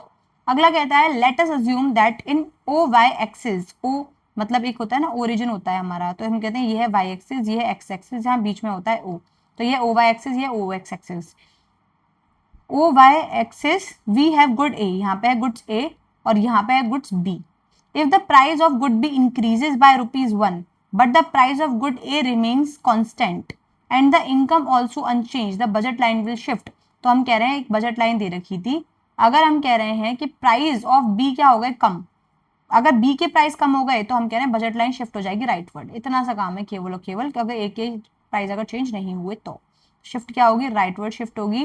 तो हम कह रहे हैं बताओ इसका आंसर क्या होगा, एक सेकेंड देखो क्या कह रहा है, प्राइस इंक्रीज हुए हैं क्या, डिक्रीज नहीं हुई क्या, सॉरी सॉरी सॉरी मुझे लगा प्राइस डिक्रीज हुए हैं, क्या कह रहा है देखो, हाँ सॉरी सॉरी प्राइस इंक्रीज हुए हैं, मुझे लगा इनकम इंक्रीज हुई है डिमांड डिक्रीज, सॉरी सॉरी। तो इस केस में क्या होगा, अगर हम कह रहे हैं प्राइस डिक्रीज हुए हैं, प्राइस इंक्रीज हुए हैं, तो इस केस में क्या होगा, जैसे ही प्राइस इंक्रीज होंगे हमारे पास पैसे कम हो जाएंगे, पैसे कम हो जाएंगे, बजट लाइन शिफ्ट हो जाएगी लेफ्टवर्ड। तो कहाँ होगी, लेफ्ट शिफ्ट हो जाएगी on the O X axis. ठीक है, ओ एक्स एक्सिस पे क्या हो जाएगी, लेफ्टवर्ड शिफ्ट हो जाएगी। बस इतनी सी बात आपको याद रखनी है।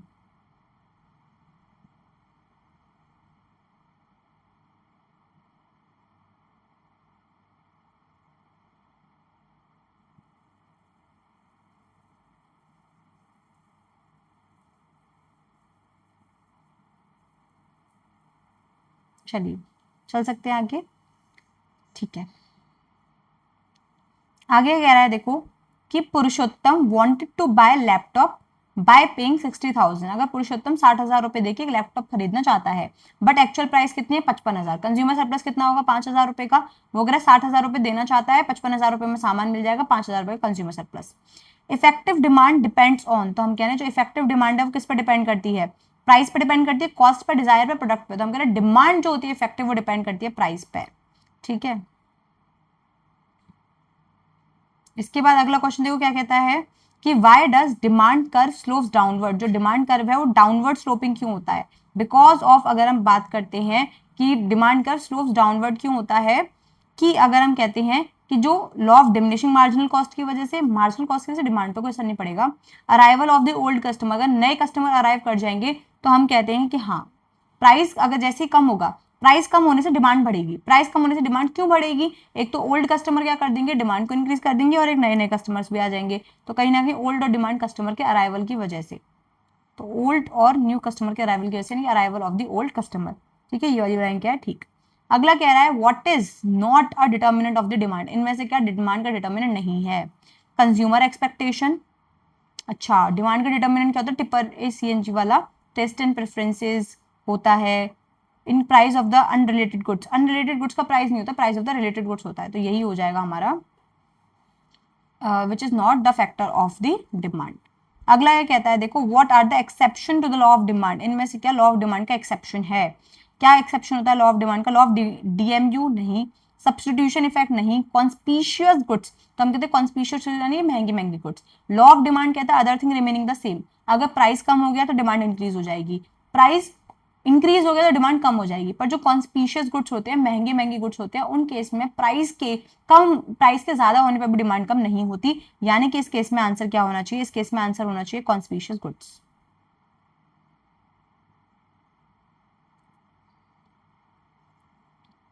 अगला कहता है देखो identify the factor which generally keep the price elasticity of the good low. तो ऐसा कोई फैक्टर आइडेंटिफाई करो जो जनरली प्राइस इलास्टिसिटी को किस पर रखता है, कम रखता है। कौन सा ऐसा फैक्टर है, तो हम कह रहे हैं price elasticity of a good low, low है, लॉ नहीं है। Variety of uses for that good, very low price of a commodity. तो हम कह रहे हैं अगर किसी भी कॉमोडिटी का प्राइस बहुत कम है ना, तो प्राइस इलास्टिसिटी भी कैसी होगी, कम। जैसे हम कहते हैं कि मैच बॉक्स आता है 1 रुपए का, वो 1 रुपए का मैच बॉक्स अगर 1.5 रुपीज का भी हो जाए, तो जैसे उसका प्राइस कम है तो प्राइस इलास्टिसिटी भी उसकी क्या होगी, कम। यानी कि प्राइस अगर उसका 1 से 1.5 भी हो जाए तो भी लोग उतना ही उस मैच बॉक्स को खरीदेंगे। तो इस केस में हम कहते हैं very low price of that commodity. अगला कहता है in case of inferior goods, inferior goods के केस में इनकम इलास्टिसिटी कैसी होती है, डिमांड की इनकम इलास्टिसिटी होती है नेगेटिव। यानी कि इनकम ज्यादा, इंफीरियर गुड्स की डिमांड कम। थोड़ा सा यहाँ वाले question, what is the numerical measure of elasticity perfectly elastic. Perfectly elastic है तो इन्फिनिटी होती है, ये तो कुछ बात ही नहीं समझने वाली। ठीक है, the price of 1 kg of T is ₹30 पर 30, demand at the price is 5 kg। तो हम कह रहे हैं प्राइस है 30 रुपए का, डिमांड है 5 किलो की। If the price of coffee rises from 25 to 35 पर kg, तो अगर प्राइस जो है कॉफी के वो 25 से बढ़ के 35 हो जाते हैं। The quantity demanded of tea rises from 5 kg to 8 kg, और जो टी के प्राइस है वो 5 किलो से बढ़ के कितने हो जाते हैं, 8 किलो जो डिमांड है वो। तो find out the cross elasticity. तो हमने कहा था क्रॉस इलास्टिसिटी निकालने का बहुत आसान तरीका हमने बताया था। सबसे पहले आपको लेना है प्राइस क्वांटिटी, दूसरे का भी प्राइस क्वांटिटी। ठीक है, बस अब आपको क्या करना है, सबसे पहले क्या देखना है, price of 1 kg of T is ₹30। At this price 5 kilo T खरीदी जा रही है। ठीक है, at this price 5 kg T क्या हो रही है, खरीदी जा रही है। उसके बाद क्या कह रहा है देखो, if the price of coffee rises. अब सबसे पहले क्या दिमाग लगाना है कि अगर प्राइस ऑफ कॉफी राइज हो गई है, कहां से, 25 से 35, तो सबसे पहले प्राइस किसके चेंज हुए हैं, कॉफी के, तो जिसके प्राइस चेंज होते हैं उसके तो हम प्राइस ले लेते हैं, जिसके प्राइस चेंज होते हैं उसका तो हम प्राइस वाला पार्ट ले लेते हैं ये, ठीक है। उसके बाद वो कह रहा है कि 25 से 35 हुए, quantity demanded of tea rises from 5 kilo to 8 kilo, तो क्वांटिटी डिमांडेड टी कितनी राइज होगी, 5 किलो टू 8 किलो। सबसे पहले कौन सा प्राइस लेंगे, उस कॉमोडिटी के प्राइस लेते हैं जिस कॉमोडिटी के प्राइस चेंज हो रहे हैं, उस कॉमोडिटी के प्राइस के चेंज होने से जिस कॉमोडिटी की डिमांड चेंज हो रही है उसकी डिमांड लेंगे। अब प्राइस मिल गई, हमें डिमांड मिल गई, अब केवल क्रॉस इलास्टिसिटी कैलकुलेट करनी है। क्रॉस इलास्टिसिटी कैसे कैलकुलेट करते हैं, delta Q divide by delta P, delta Q यहाँ से लेंगे 3 डिवाइड बाई डेल्टा पी यहाँ से लेंगे 10 मल्टीप्लाई बाय पी यहां से लेंगे, प्राइस कितना है 25 डिवाइड बाय क्वांटिटी कितनी है 5,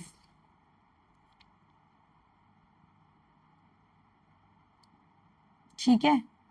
निकाल लेंगे ऐसे, आंसर कितना आएगा बताओ, 5 से 5 टाइम्स गया, 5 से 2 टाइम्स गया और 2 से 3 गया, 1.5 टाइम, आंसर आएगा 1.5। देखो 1.5 आंसर है, ठीक है 1.5 पॉजिटिव, ठीक है। क्यों, क्योंकि गुड्स कैसे है, कॉम्प्लीमेंट सब्स्टिट्यूट गुड्स है, इसलिए इसका आंसर कैसा है, पॉजिटिव है, अदरवाइज कॉम्प्लीमेंट्री होती है तो माइनस में होता। Supply is dash concept, supply is a flow concept, दिमाग लगाना नहीं ज्यादा। When supply curve moves to the right it means, तो हम कह रहे हैं सप्लाई कर्व अगर राइटवर्ड मूव हुआ है तो सप्लाई क्या हो रही है बताओ, इंक्रीज हो रही है, ठीक है। Easy question, again easy question.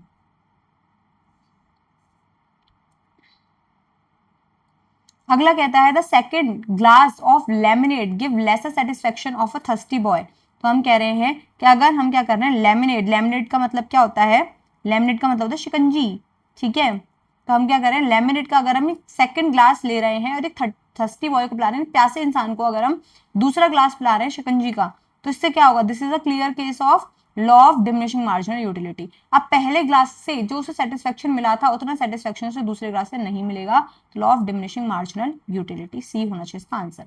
अगला कह रहा है कि the quantity demanded of coffee increased by 2% when price of tea increase by 8%, तो हम कह रहे हैं कि अगर क्वांटिटी डिमांडेड कॉफी की कितनी इंक्रीज हुई है, 2% से, जब प्राइस ऑफ टी इंक्रीज हुई है 8% से, क्रॉस इलास्टिसिटी कितनी होगी, 2 डिवाइड बाय 8, आंसर कितना आएगा 1 डिवाइड बाय 4, यानी कि आंसर आएगा 0.25।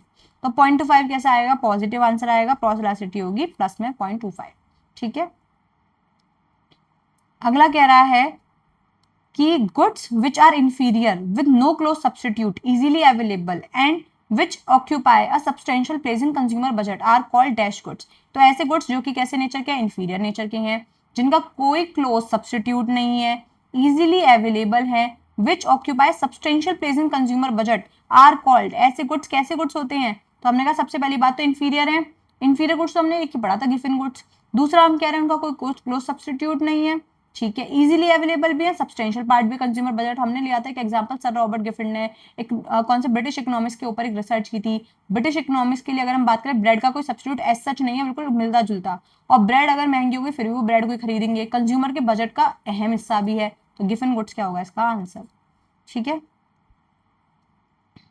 फिर उसके बाद चलते हैं हम आगे, फिर उसके बाद देखो क्या कह रहा है, suppose the demand for a automobile decrease due to increase in the price of petrol both the goods are, तो हम कह रहे हैं कि अगर पेट्रोल के प्राइस इंक्रीज हुए हैं तो पेट्रोल से चलने वाली कार वगैरह की जो डिमांड है वो डिक्रीज हो गई।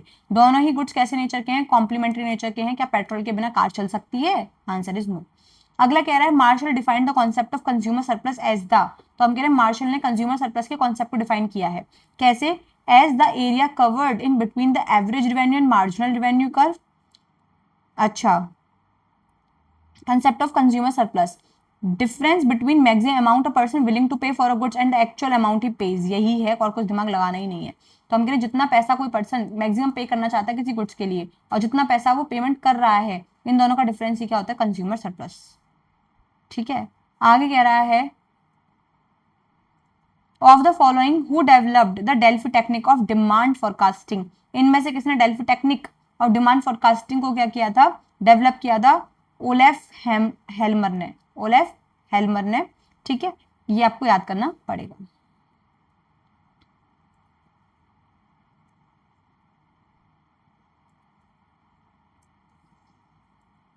अगला कह रहा है indifference curve analysis is based on which approach, indifference curve analysis इनमें से किस अप्रोच पे बेस्ड है, तो इंडिफरेंस कर्व अप्रोच बेस्ड है ऑर्डिनल अप्रोच के ऊपर। आ रही बात समझ में, एक आता है कार्डिनल, कार्डिनल यूटिलिटी मेजर करती है, ऑर्डिनल इंडिफरेंस कर्व। यानी कि यूटिलिटी एज सच मेजर नहीं की जा सकती, ये कहता है ordinal approach. Read the following table and answer question number 32 and 33। 32 और 33 क्वेश्चन निकालने हैं। 32 33 ये शायद कहने चाह रहा है कि 85 और 86, ठीक है। इसको कर लो 32 33 को काट के 85 एंड 86, ठीक है। चलिए अब वो कह रहा है what is the marginal utility when consumption increases from 4th unit to 5th unit. Marginal utility कितनी होगी अगर कंजम्पशन 4th यूनिट से 5वीं यूनिट तक गया है।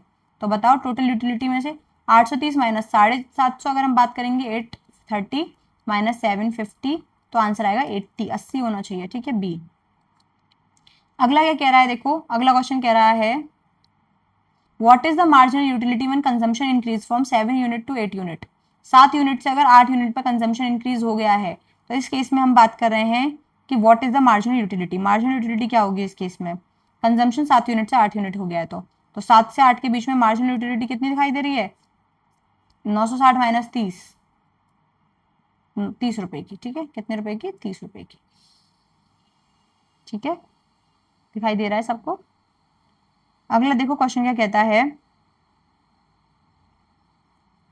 अगला क्वेश्चन कहता है the price of a commodity decreases from 200 to 120। जो प्राइस है किसी भी कमोडिटी का वो 200 से 120 हो गया है। If the price elasticity of demand for this commodity, जो प्राइस इलास्टिसिटी ऑफ डिमांड की इस कमोडिटी के लिए वो कितनी है, 2, and the original quantity demanded is 60 unit, calculate the new quantity demanded. हम कहते हैं the price of a commodity 200 से हो गई 120, तो प्राइस कितना हो गया 200 से 120। जो क्वांटिटी डिमांडेड है वो कितनी हो गई, इस कमोडिटीज 2, प्राइस इलास्टिसिटी 2 दे रखी है, ओरिजिनल क्वांटिटी डिमांडेड देखिए 60, ये है प्राइस, ये है क्वांटिटी, और इलास्टिसिटी कितनी दे रखी है, इलास्टिसिटी देखिए 2, तो हम कहेंगे 2 equals to delta Q. Delta Q कितना है, डेल्टा क्यू हमें लेना है x minus 60 divide by delta P कितना है 80 मल्टीप्लाई बाय पी कितना है 200 डिवाइड बाय क्यू कितना है 60। 0 एंड 0 0 0, 2 से ये 3 टाइम्स गया, 8 8 16 24, 24 multiply by 2 48, 48 equals to x minus 60, minus 60 वहां जाके प्लस हो जाएगा तो 108 इक्वल्स टू x, x होना चाहिए 108, तो 108 यूनिट हो जाएगा आंसर, ठीक है।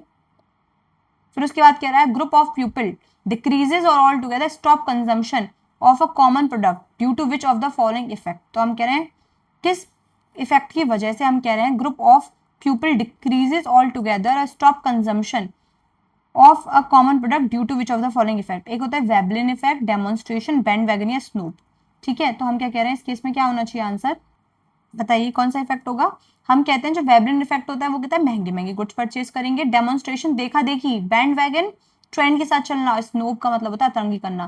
तो हम कह रहे हैं कोई भी अगर प्रोडक्ट क्या है कॉमन है, कॉमन प्रोडक्ट से हम अलग हटना चाह रहे हैं तो कैसा इफेक्ट होना चाहिए, स्नूप इफेक्ट होना चाहिए।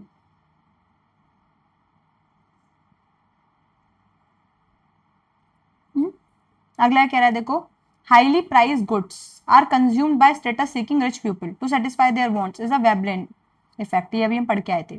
For which of the following product elasticity of demand is highly elastic, इनमें से किसके लिए elasticity of demand highly elastic होगी, सॉल्ट के लिए नहीं, मेडिसिन के लिए नहीं, वाटर के लिए नहीं, ज्वेलरी के लिए। भाई प्राइस ज्यादा बढ़ गया, ज्वेलरी की डिमांड तो कम ज्यादा होगी ना, रिच पीपल के लिए नहीं होगी, बाकी सबके लिए डिमांड ज्यादा कम होगी। Indifference curve for two perfect complementary goods कैसे होता है, एल शेप होता है, दिमागी नहीं लगाना। अज्यूम व्हाट व्हीट है minus 0.4 as income elasticity, wheat क्या होगा इंफीरियर गुड्स, क्यों, क्योंकि इसकी इलास्टिसिटी कैसी है, इनकम इलास्टिसिटी नेगेटिव है, इसी वजह से,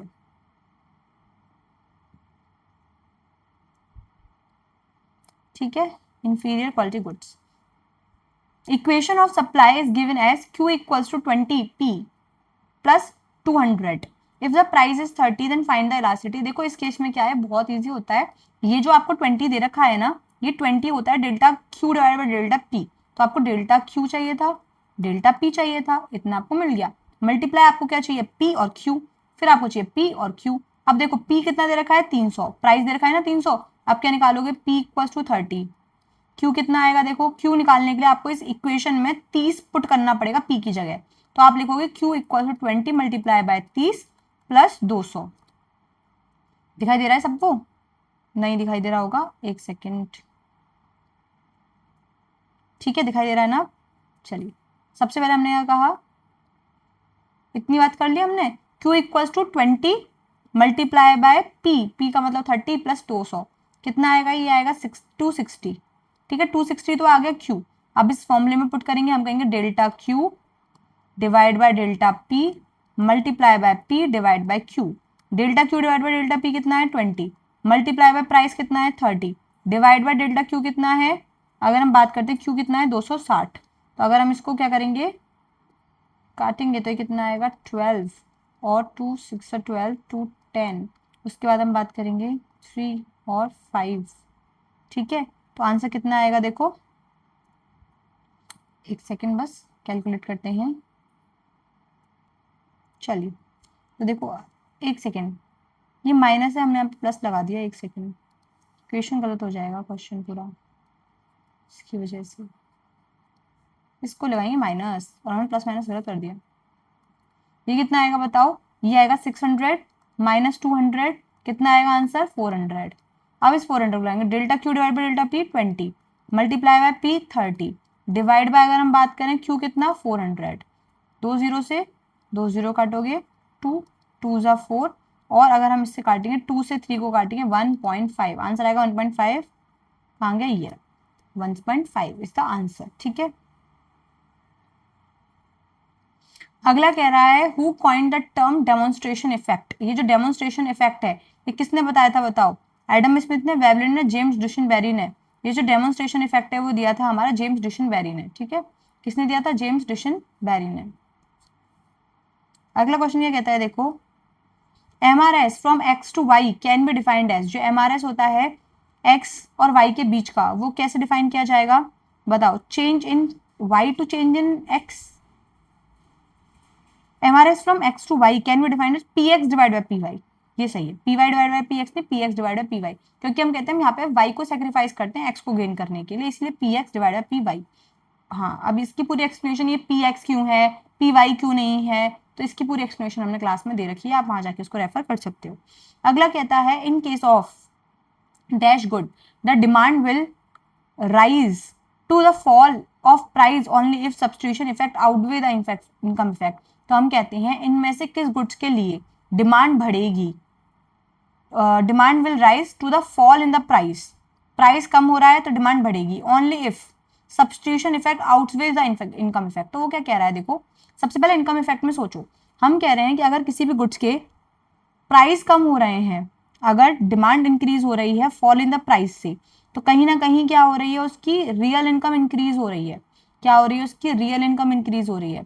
तो कभी कभार क्या कह रहा है देखो, in case of dash good the demand will increase, demand will rise to the fall in price only if substitution effect outweigh the income effect. आ रही बात समझ में, देखो इस आउटवे ऑफ द इफेक्ट का मतलब क्या है, हम कहते हैं जब भी क्या होता है किसी भी गुड्स के प्राइस कम हो रहे हैं, जब किसी भी गुड्स के प्राइस कम हो रहे हैं तो उसकी डिमांड बढ़ेगी, क्यों बढ़ेगी, क्योंकि कहीं ना कहीं ये गुड सस्ता हो गया इसके बाकी सब्स्टिट्यूट के कंपैरिजन में। सब्स्टिट्यूट का मतलब ऐसे गुड्स जिसको कि हम इस गुड्स के जगह पे यूज कर सकते हैं, तो हम कह रहे हैं जब ये गुड्स क्या हो जाएगा सस्ता हो जाएगा तो इस गुड्स को हम यूज कर सकते हैं बाकी गुड्स की जगह पे, यानी कि सब्स्टिट्यूटेबिलिटी की वजह से इसकी डिमांड बढ़ जाएगी। जैसे हम कह रहे हैं पेप्सी और कोक, पेप्सी और कोक में से कोक के प्राइस कम हो गए तो कोक की डिमांड क्यों बढ़ेगी, क्योंकि पेप्सी के कस्टमर भी कोक पे क्या कर जाएंगे, शिफ्ट कर जाएंगे। तो ये हो गया सब्स्टिट्यूशन इफेक्ट। इनकम इफेक्ट क्या कहता है, हम कहते हैं इनकम इफेक्ट कहता है जब भी किसी गुड्स के प्राइस कम होते हैं रियल इनकम इंक्रीज होती है। अब हम कह रहे हैं इनकम के बढ़ने से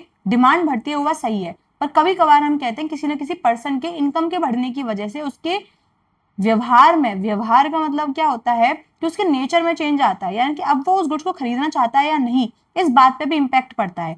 पर जब मैं कहूंगी कि सब्स्टिट्यूशन इफेक्ट ज्यादा है, यानी कि अगर कोक के प्राइस कम हो रहे हैं तो पेप्सी के कस्टमर भी कोक पे शिफ्ट कर जाएंगे, तो कोक की डिमांड इंक्रीज हो रही है किस वजह से, सब्स्टिट्यूशन इफेक्ट की वजह से। तो किसी भी गुड्स में अगर सब्स्टिट्यूशन इफेक्ट ज्यादा होता है इनकम इफेक्ट से तो उसकी डिमांड क्या होगी, इंक्रीज होगी। ऐसा अगर हम गुड्स कहें तो ऐसा गुड्स कौन सा होगा, ऐसा गुड्स क्या नेसेसरी गुड्स होगा, लग्जरी गुड्स होगा, इंफीरियर गुड्स होगा। तो हम कहते हैं ऐसा गुड्स होता है जनरली कैसा गुड्स, इंफीरियर क्वालिटी गुड्स का। आ रही बात समझ में, कैसा गुड्स होता है, इंफीरियर क्वालिटी गुड्स का होता है। 97 क्या कहता है देखो, the value of demand elasticity can be taken from. तो जो इलास्टिसिटी की वैल्यू है वो कहां से लेके कहां तक होती है, हमने बताई थी वैल्यू ऑफ द इलास्टिसिटी होती है, demand elasticity can be taken from -1 to +1। अच्छा ठीक है, 0 टू इन्फिनिटी, तो हम कह रहे हैं, बताओ जल्दी जल्दी क्या होगा इसका आंसर। हम कह रहे हैं the value of demand elasticity. Elasticity की अगर हम वैल्यू के बारे में बात करें तो वो कैसी होती है, -1 से 1 के बीच में होती है इलास्टिसिटी की value. Value of demand elasticity, एक सेकेंड, ठीक है। देखो चलो इस वाले क्वेश्चन में देखो आंसर जो है ना वो -1 से +1 नहीं होना चाहिए। इस वाले क्वेश्चन में मेरे अकॉर्डिंग जो आंसर होना चाहिए वो होना चाहिए -1 से इन्फिनिटी, क्योंकि जो डिमांड इलास्टिसिटी की वैल्यू होती है ना वो -1 से लेके इन्फिनिटी तक फॉल करती है। इसी वजह से आंसर क्या होना चाहिए इसका, -1 टू इन्फिनिटी, ठीक है।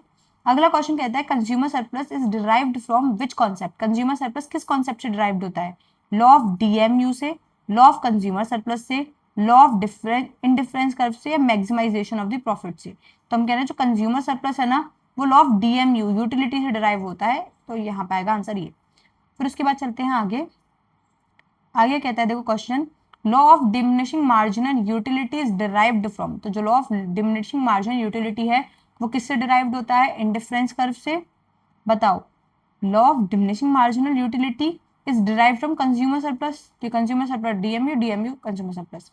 हिक्स एंड एलन, भाई आपको अभी कुछ दिखाई नहीं दे रहा होगा शायद इतनी देर से, एक सेकेंड, कहाँ थे हम, यहाँ थे, दे रहा था, हाँ दे रहा था, थोड़ा बहुत है ना, ठीक है। उसके बाद हम बात करें किसके बारे में, हिक्स एंड एलन के बारे में। Hicks and Allen believe that utility can be measured in ordinal number, cardinal number, can be measured, can not be measured. तो हम हिक्स एंड एलन के हिसाब से कहते हैं कि हिक्स एंड एलन ने बताया था कौन सा मेथड, हिक्स एंड एलन ने बताया था ऑर्डिनल अप्रोच दी थी उन्होंने कहा था कि यूटिलिटी को मेजर कर सकते हैं किसमें, हम कह सकते हैं कि हम ऑर्डिनिटी को मेजर कर सकते हैं ऑर्डिनल टर्म्स में। आ रही ना बात समझ में, आंसर क्या होगा इसका, ए। आगे कह रहा है एट द पॉइंट ऑफ सेटाइटेशन, ठीक है, सेटाइशन के पॉइंट पे टीयू कैसा होता है, बताओ। टीयू होता है हमारा मैक्सिमम और एमयू कैसा होता है, 0। पॉइंट ऑफ सेटाइटेशन कब आता है हमारा, ठीक है, ये होता है पॉइंट ऑफ सेटाइटी भी कहते हैं इसको, पॉइंट ऑफ सेटाइटी या सेटाइटेशन जो पॉइंट होता है यहाँ पर टीयू होता है मैक्सिमम, एमयू होता है 0, ठीक है। ये स्टेज नंबर 2 में आता है ना हमारा, टीयू मैक्सिमम हो जाता है, एमयू 0 हो जाता है, फिर स्टेज नंबर 3 में टीयू गिरने लगता है, तो ये क्या होगा हमारा ए। उसके बाद कहता है demand refers to dash. Demand का मतलब क्या होता है, डिमांड का मतलब होता है जो 3 चीजों को मिलकर डिमांड बनती है, एक होता है डिजायर, प्लस होता है विलिंगनेस, और डिजायर होता है रिसोर्सेज होते हैं, और विलिंगनेस टू यूज रिसोर्सेज, तीनों चीज होनी चाहिए।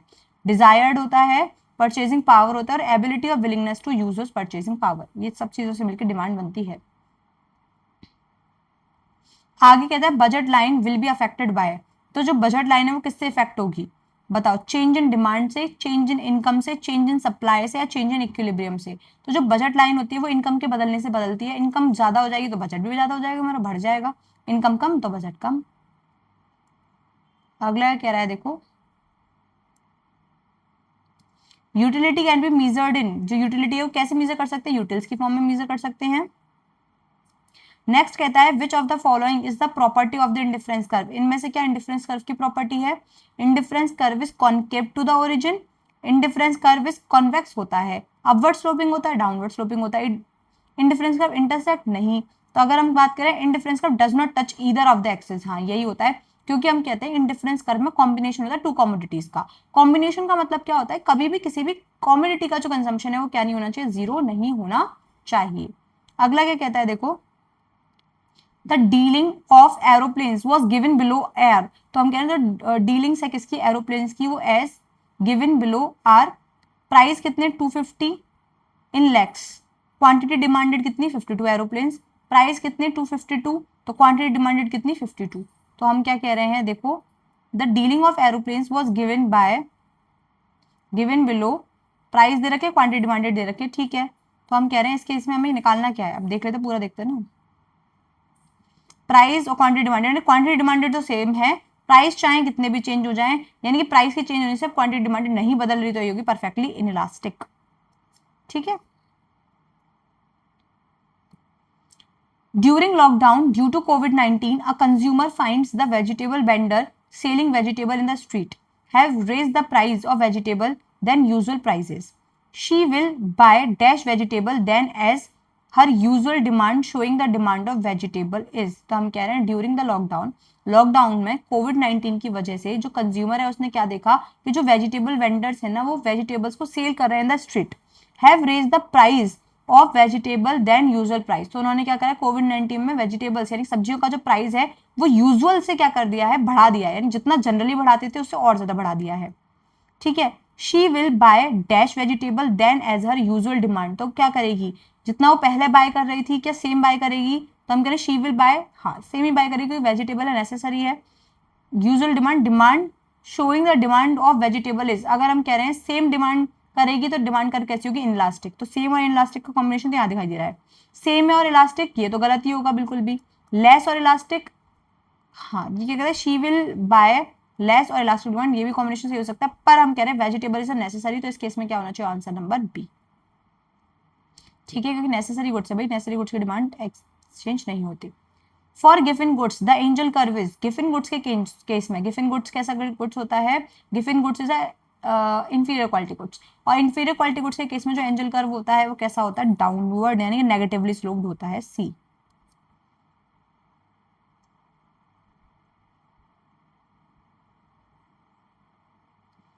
Elasticity measured at a given point on supply curve, एक किसी पॉइंट पर अगर हम इलास्टिसिटी मेजर करें तो पॉइंट मेथड कौन सा होता है हमारा आर्क मेथड, अगर हम बात कर कौन सा होता है, अगर हम कहते हैं किसी गिवन पॉइंट पे इलास्टिसिटी, ऐसा बिटवीन द टू पॉइंट होता है तो आर्क मेथड होता है, और गिवन पॉइंट पे होता है तो कौन सा पॉइंट होता है हमारा पॉइंट इलास्टिसिटी मेथड।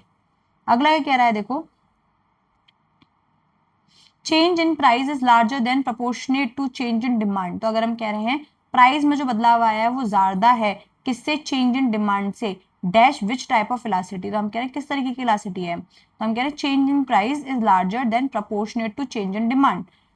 ठीक है, प्राइस में जो अंतर है वो ज्यादा है, डिमांड में जो अंतर है कम है, इस केस में जो इलास्टिसिटी है वो कैसी होनी चाहिए, हम कहेंगे देखो प्राइस में अंतर आया है सपोज दैट 20% से, डिमांड में अंतर आया है सपोज दैट 10% से, तो आंसर कितना आएगा, आंसर आएगा 0.5, आंसर 0.5 यानी 1 से कम है, इनइलास्टिक, इनइलास्टिक आएगी, perfectly reflecting inelastic. Veblen effect slopes to what, तो हम कह रहे हैं वेवलिन इफेक्ट का मतलब क्या होता है, वेवलिन इफेक्ट हाई प्राइस गुड्स को हम खरीदेंगे तो कहीं ना कहीं क्या होगा बताओ जल्दी जल्दी, हम कह रहे हैं कहीं ना कहीं डिमांड कर कैसा होगा, अपवर्ड स्लोपिंग होगा, चाहे प्राइस बढ़ेंगे तब भी डिमांड बढ़ेगी वेवलिन गुड्स के केस में। अगला कह रहा है कि advertisement elasticity of demand is always, जो एडवर्टाइजमेंट इलास्टिसिटी होती है ना डिमांड की वो हमेशा कैसी होती है बताओ, तो हम कहते हैं advertisement elasticity is always positive, क्योंकि हम कह रहे हैं जितना ज्यादा खर्चा आप एडवर्टाइजमेंट का बढ़ाओगे उतनी ज्यादा डिमांड क्या होगी, बढ़ेगी ना, इसी वजह से। उसके बाद चलते हैं हम आगे, आगे हम क्या बात कर रहे हैं, the graph of perfect complementary good, perfect complementary का गुड्स का जो ग्राफ होता है वो कैसा होता है, perfect complementary goods L shape graph होता है perfect complementary goods. Which of the following is not exception of law of demand, conspicuous goods exception होता है, गिफिन गुड्स एक्सेप्शन होता है, जो व्हाइट गुड्स होते हैं ना वो होते हैं हमारे नॉर्मल गुड्स जो होते हैं ना, देखो क्या लिख रहा है, white goods are heavily price, जो हेवीली प्राइस गुड्स होते हैं ना स्लो मूविंग गुड्स वो होते हैं हमारे high white goods. Example computers, radio, washing machine, तो अगर हम बात करते हैं इन पे तो कहीं ना कहीं लॉ ऑफ डिमांड लगता है ना, प्राइस बढ़ेंगे तो डिमांड कम होगी, तो white good is not the exception. अगला कह रहा है व्हेन प्राइस, कहाँ गया क्वेश्चन, एक second, when price increases fewer units are sold which tend to lower the revenue, हम कह रहे हैं अगर प्राइस बढ़ गया तो कम यूनिट सेल होंगी जिसकी वजह से रेवेन्यू कैसा हो जाएगा, लो, तो ये किस वजह से है, इनकम इफेक्ट की वजह से, प्राइस इफेक्ट की वजह से, क्वांटिटी इफेक्ट की वजह से, सब्स्टिट्यूशन इफेक्ट की वजह से, तो हम कह रहे हैं अगर प्राइस बढ़ रहा है, फ्यूअर यूनिट आप खरीद रहे हो, fewer unit are sold which tend to lower the revenue, किसकी वजह से, हम कह रहे हैं प्राइस बढ़ने की वजह से कम यूनिट सेल होंगी, और कम यूनिट सेल होने की वजह से अगर रेवेन्यू कम हो रहा है तो ये होता है क्वांटिटी इफेक्ट। आ रही बात समझ में, कैसा इफेक्ट, क्वांटिटी इफेक्ट। हम कहते हैं अगर कि प्राइस कम हो गया फिर क्या हो रहा है, रेवेन्यू कम हो रहा है तो क्या होता है प्राइस इफेक्ट। अगला कह रहा है the price of sugar fall from 10,000 to 8,000 and quantity decreases from 2500 to 2000, the find the elasticity of the supply, क्या होगी इलास्टिसिटी ऑफ द सप्लाई, देखो समझने की कोशिश करो, हम कह रहे हैं एक है प्राइस और एक है क्वांटिटी, प्राइस कितनी है 10,000 और एक है 8,000, क्वांटिटी कितनी है 2500 और क्वांटिटी है 2000, find the elasticity of the supply, तो जो इलास्टिसिटी ऑफ द सप्लाई है वो कैसी आएगी, डेल्टा क्यू, डेल्टा क्यू कितना है 500 डिवाइड बाय डेल्टा पी कितना है 2000 multiply by P divide by Q, P कितना है 10,000 डिवाइड बाय अगर हम कहेंगे एक सेकंड, ये किसके बारे में बात कर रहा है? फॉल्स फ्रॉम 10,000 टू 8,000, ठीक है। Delta Q divide by delta P multiply by P divide by Q, सही तो है? क्यू कितनी है? 2,000। इन्होंने मेरे ख्याल से गलत निकाल रखा है, क्योंकि देखो प्राइस फॉल्स फ्रॉम 10,000 टू 8,000, तो प्राइस तो कितना हो गया? 10,000 ना। तो delta P, delta Q divide by delta P multiply by P divide by Q, answer कितना आएगा? देखो यहाँ हम कहेंगे 2,000 है, 2,500 आएगा ना, 2,500 आएगा यहाँ। एक सेकेंड, यहाँ आएगा 2,500, ठीक है। इसे कट किया हमने 5 टाइम्स, और हम कह रहे हैं इसको हम पूरा कट करेंगे यहाँ से, तो आंसर आएगा 1। देखो आंसर हमारा ही 1 आ रहा है, इनका ही 1 आ रहा है, पर इन्होंने कुछ अलग तरीके से किया ना। डेल्टा क्यू लिया है 2,000, ये क्यू थोड़ी है, डेल्टा पी है, ये इन्होंने गलत करा है ये, ठीक है। आंसर 1 ही है, पर इन्होंने गलत किया है, ठीक है। आंसर कितना आना चाहिए इसका? 1। अगला कह रहा है, देखो ये गलत है, इस पर ध्यान मत देना। अगला कह रहा है the law of demand states that quantity purchased. Law of demand के बारे में बात कर रहा है कि लॉ ऑफ डिमांड क्या कहता है? तो जो क्वांटिटी आप परचेज कर रहे हो varies inversely with the price, varies directly proportional with the price. यहां हम कह रहे हैं लॉ ऑफ डिमांड क्या कहता है?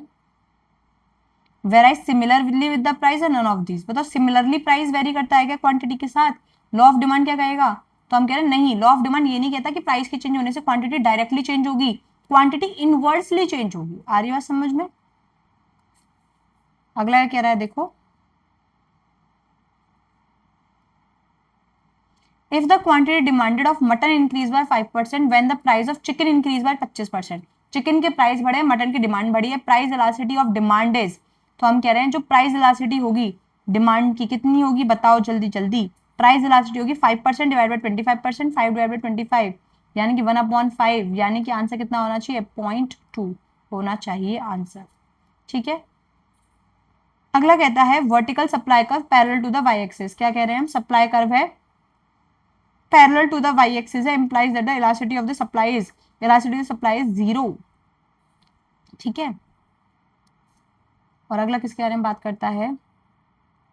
If customer is a habitual customer then elasticity is inelastic होगी। कस्टमर हैबिचुअल है ना, इसी वजह से इलास्टिसिटी इनइलास्टिक होगी। अगला क्या रहा है, देखो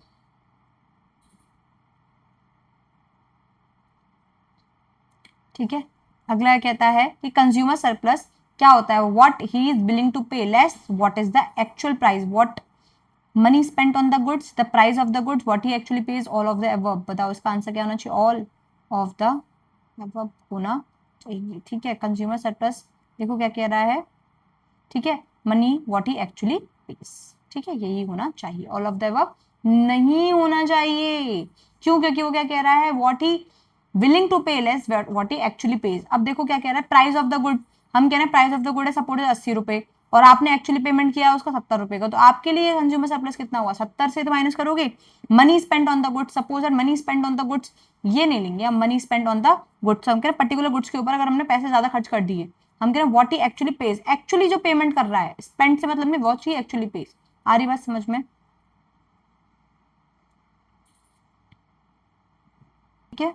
देखो कई बार आपको ऐसा लगेगा कि हाँ इसमें answer all of the above होना चाहिए, हाँ answer all of the above होना देखने से ऐसा लग रहा है होना चाहिए, पर आपको हमेशा आंख बंद करके कंज्यूमर सरप्लस यही लगा के आना है कि कंज्यूमर सरप्लस जो वो पैसे पे करना चाहता है विलिंग टू पे माइनस व्हाट ही एक्चुअली पे is the consumer surplus only. बाकी आपको फालतू दिमाग इस केस में नहीं लगाना है।